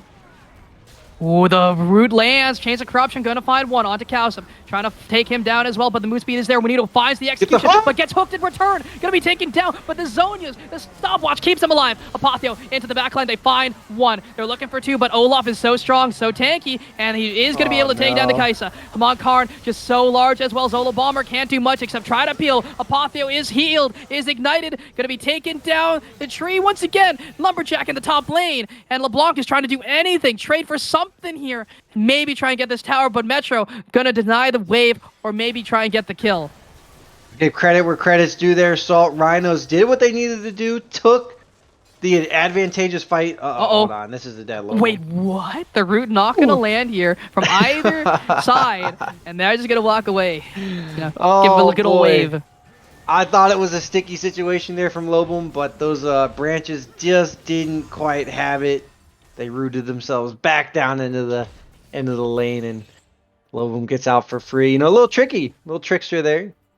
But away she got. And but Rhinos, again, give credit where credit's due. They saw a advantageous fight, numbers-wise, 5-on-3. They took it. They found the re-engage onto the Varus. They took it, but a little bit of a team comp diff there as Olaf came around. Once they kind of blow their load there, the Rhinos, they don't have many other options to get the rest of the pack, which is the Olaf. They don't really have the DPS there. If they just run at the Kaisa, there is nobody left on the Rhinos team to kill him. So it's going to be a little bit tough for them to sneak out of this game. But we're 29 minutes in, only 4K down. So by far the closest game of the night. Number 1 team against the number 5 team. At a 6. Yep, something along those lines. Something close to that. And we do see that Peekaboo maybe not walking too far forward this time. Doesn't want to get completely one-shot this time, right? Exactly. Staying with the team again. Because, that is a pick potential, and I love seeing the Rhinos attack that. We'll address the CS issue here with the Silas. Sometimes the gold doesn't matter if you just have them team comp diffed and you're getting carried. So wise to just allow his team to do the work. Trying to find Lobum here, cannot do it. Bailout's already been used very, very early. 3K left. Who's going to grab it? It's going to be blue team who grabs that one. Olaf into the backline does so much damage. Hostile takeover means that Kaisa kills her team and herself. As into That's the a clean backline goes ace. Lobum, cannot do anything. Metro has scaled up too much, and this fight is over. It's gonna be a clean ace coming in. Except Almost. Lobum, still alive, almost. Lobum gonna play fancy feet Here here. it is. Happy Here it feet, is. happy feet. Not even close. The flash gets him nowhere as Metro finds the kill. Team comp div Salt. Good try there by the Rhinos wanting to stop the Mountain Drake. It was really just a hey, fight for this because we're dead if they get it anyways. You love to see it, but that ain't gonna be the case. Salt, they're ending the game here. Game is gonna go nice and easy. It was a lot closer than we thought it would be, mind It you. was. But it is gonna be the Hounds reigning supreme here, 6-0 on the night. Oh boy, they're having a howl. They're having a ball. There you go. Mhm. Yep, having a ball. They are certainly showcasing why they are 6-0 in the standings. Actually, you know what? I can't super say that, actually. It was strong. It was a good finish. It was a good team comp. That was definitely on the back of team comp diff because Rhinos looked pretty decent in the early game. Not gonna lie, right? Like let's give the credit where the credit's due. They had solid idea of what they wanted to do. Lobum did pretty well, but can't beat the team comp diff Hounds. Boy, they just they ran away with that one for sure. And Peekaboo, may have died a lot, but the Renata Ultimates, when they were up, hit really hard. The Kaisa, who was the most fed member of the Rhinos, ended up just obliterating her own team while getting smacked to death by an Olaf. Yeah. Oh man, they just didn't have an answer. And to be fair there, Salt, the Olaf was drafted last pick. So great job there by the Hounds, captain or pick or / team to identify, hey, this pick will absolutely just run away with the game. And sure enough, it did. It didn't max the damage though. Love the Varus. As I think we'll get the MVP vote ready to go, and you guys can give your ideas. So I gotta give mine to the Olaf. He was just a rock solid option. Maybe not the cleanest every time, but was just an absolute solid option. Got to get there, but I would not be surprised if Juan takes it. Or Juan? Honestly, I'd give it to Juanito. I think he had a great game overall. Got a few solo kills, and those ultimates were very, very key. That they were, Salt. As, hello everyone, I am not Quicksand. Quicksand had to run off to cover work. Apparently Quicksand works in a circus, by the way, which is the most amazing thing I've ever heard. Pretty jealous, but I'm Infinite Dodge. I'm your producer and sometimes host here on VRD Tuesdays. And gentlemen, that was a game and a half. My vote definitely went to Juanito. Once again, a reminder to everybody in chat, poll for the MVP is in chat, and I see Juanito definitely pulling ahead. Apologies to Haman Karn. I just go to the roster sheet and I get the names. I tried to replace you with Saturation once I became aware that you were at Saturation, but very good performance there on the Volley Bear. I'll tell you who definitely wasn't the MVP for me this game, guys, was Metro Dragneil. Those CS numbers were lacking. 90 CS at 30 minutes. That's tough. How about that one, Chief? It's not tough. good, is it? It's not good And at all. We could give him a little bit more credit if he was purposely 3 giving away the CS a minute? to his bot laner there, but I don't think he did that. I don't think he purposely gave anything away. I think he just didn't farm. To be fair, Lobum was playing pretty well, right? We'll give Lobum some credit there, but a little bit of credit, a little bit of disappointment. One hand taketh, one hand give it the way. So. Yep, for sure. It was a pretty Fiesta-like game 3. I feel like in game 1, it was sort of like a one-side stomp, but very action-packed. Game 2 was like, even for a little while in the early game, but one team like clean and controlled, took it in the end. Game 3, I didn't know who was winning that game until the Nexus exploded after that last team fight. I mean, that was really back-and-forth stuff. Very back and forth indeed. Yeah, it was, and it makes me very interested to see how the rest of the weeks go out, because while Hounds is 6-0, I saw some opportunities to take advantage of them.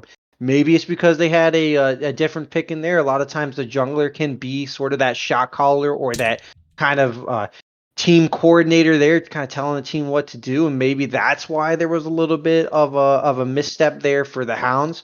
But Peekaboo was super exposed for most of the games, and if I'm a team looking at this VOD, looking at this stream tonight, I go, you know what? When we play them again, or when we play them for the first time, it's definitely something I'm going to look to expose. So maybe some other teams can pick some of the pick compositions or some hardcore engage, expose off that pick, and use that to keep the tempo for the rest of the game. There we go. Yeah, for sure. I think I'm usually pretty bad at math here, Salt, so help me figure this one out. This should have been the end of the first round robin, right? Every team has now played every other team? Probably at this point. You'd have to play 5 games, I think, to play everyone. Right. So, yeah. So they, and this is the end of our second. 6th game. So This is the end of our 6th game. So second round robin should have started. Yeah. Sorry, indeed. Peekaboo. I cut you out there. Sorry, guys, but I gotta call it. I see it, Peekaboo. You were popping. Now you see me. Now you don't, because I'm in the fountain. I hate to say it. Oh. Well, hey, great win though, right? A win's a win, so it doesn't matter. Indeed it was. And speaking of wins, we have our big winner. Our MVP winner is indeed Juanito Sol. We were all over that one. The 80 carry for the Hounds coming out 17-5-8 on that Varus performance. We don't see the ADC Varus in the meta a whole lot. Definitely one I love to play with the lethal tempo crit style, which you just don't see anymore. Maybe early last year we were seeing like the weird iterations along with the Kog'Maw where they were both going like Wit's End Rush into Frozen Fist, but then once that Wit's End Rush was nerfed on the damage side, we kind of stopped seeing them. I love the Varus. It was a great performance. I'm sorry it wasn't AP Coconut. I would have loved to see that as well. Yeah, I would have loved to have had that one. It's coming. It's taking League by storm. It's just awesome to see. It does a lot of damage out of nowhere. And you know what? Big props, Juan, on this one. Just stayed super safe throughout there. Just did not give Lobum on that LeBlanc any chance to pick him out of those fights. Was just in the middle of his team, just absolutely laying down the damage, and you just love to see it. Great job knowing what he needed to do, because you saw him in some of those fights. He stepped forward. He stepped into the middle of his team, kept himself safe, knew that it doesn't matter who's on top of me. They're not killing me. And he was running away with it. They're running away with it indeed, but now it is time for us to run away until next week.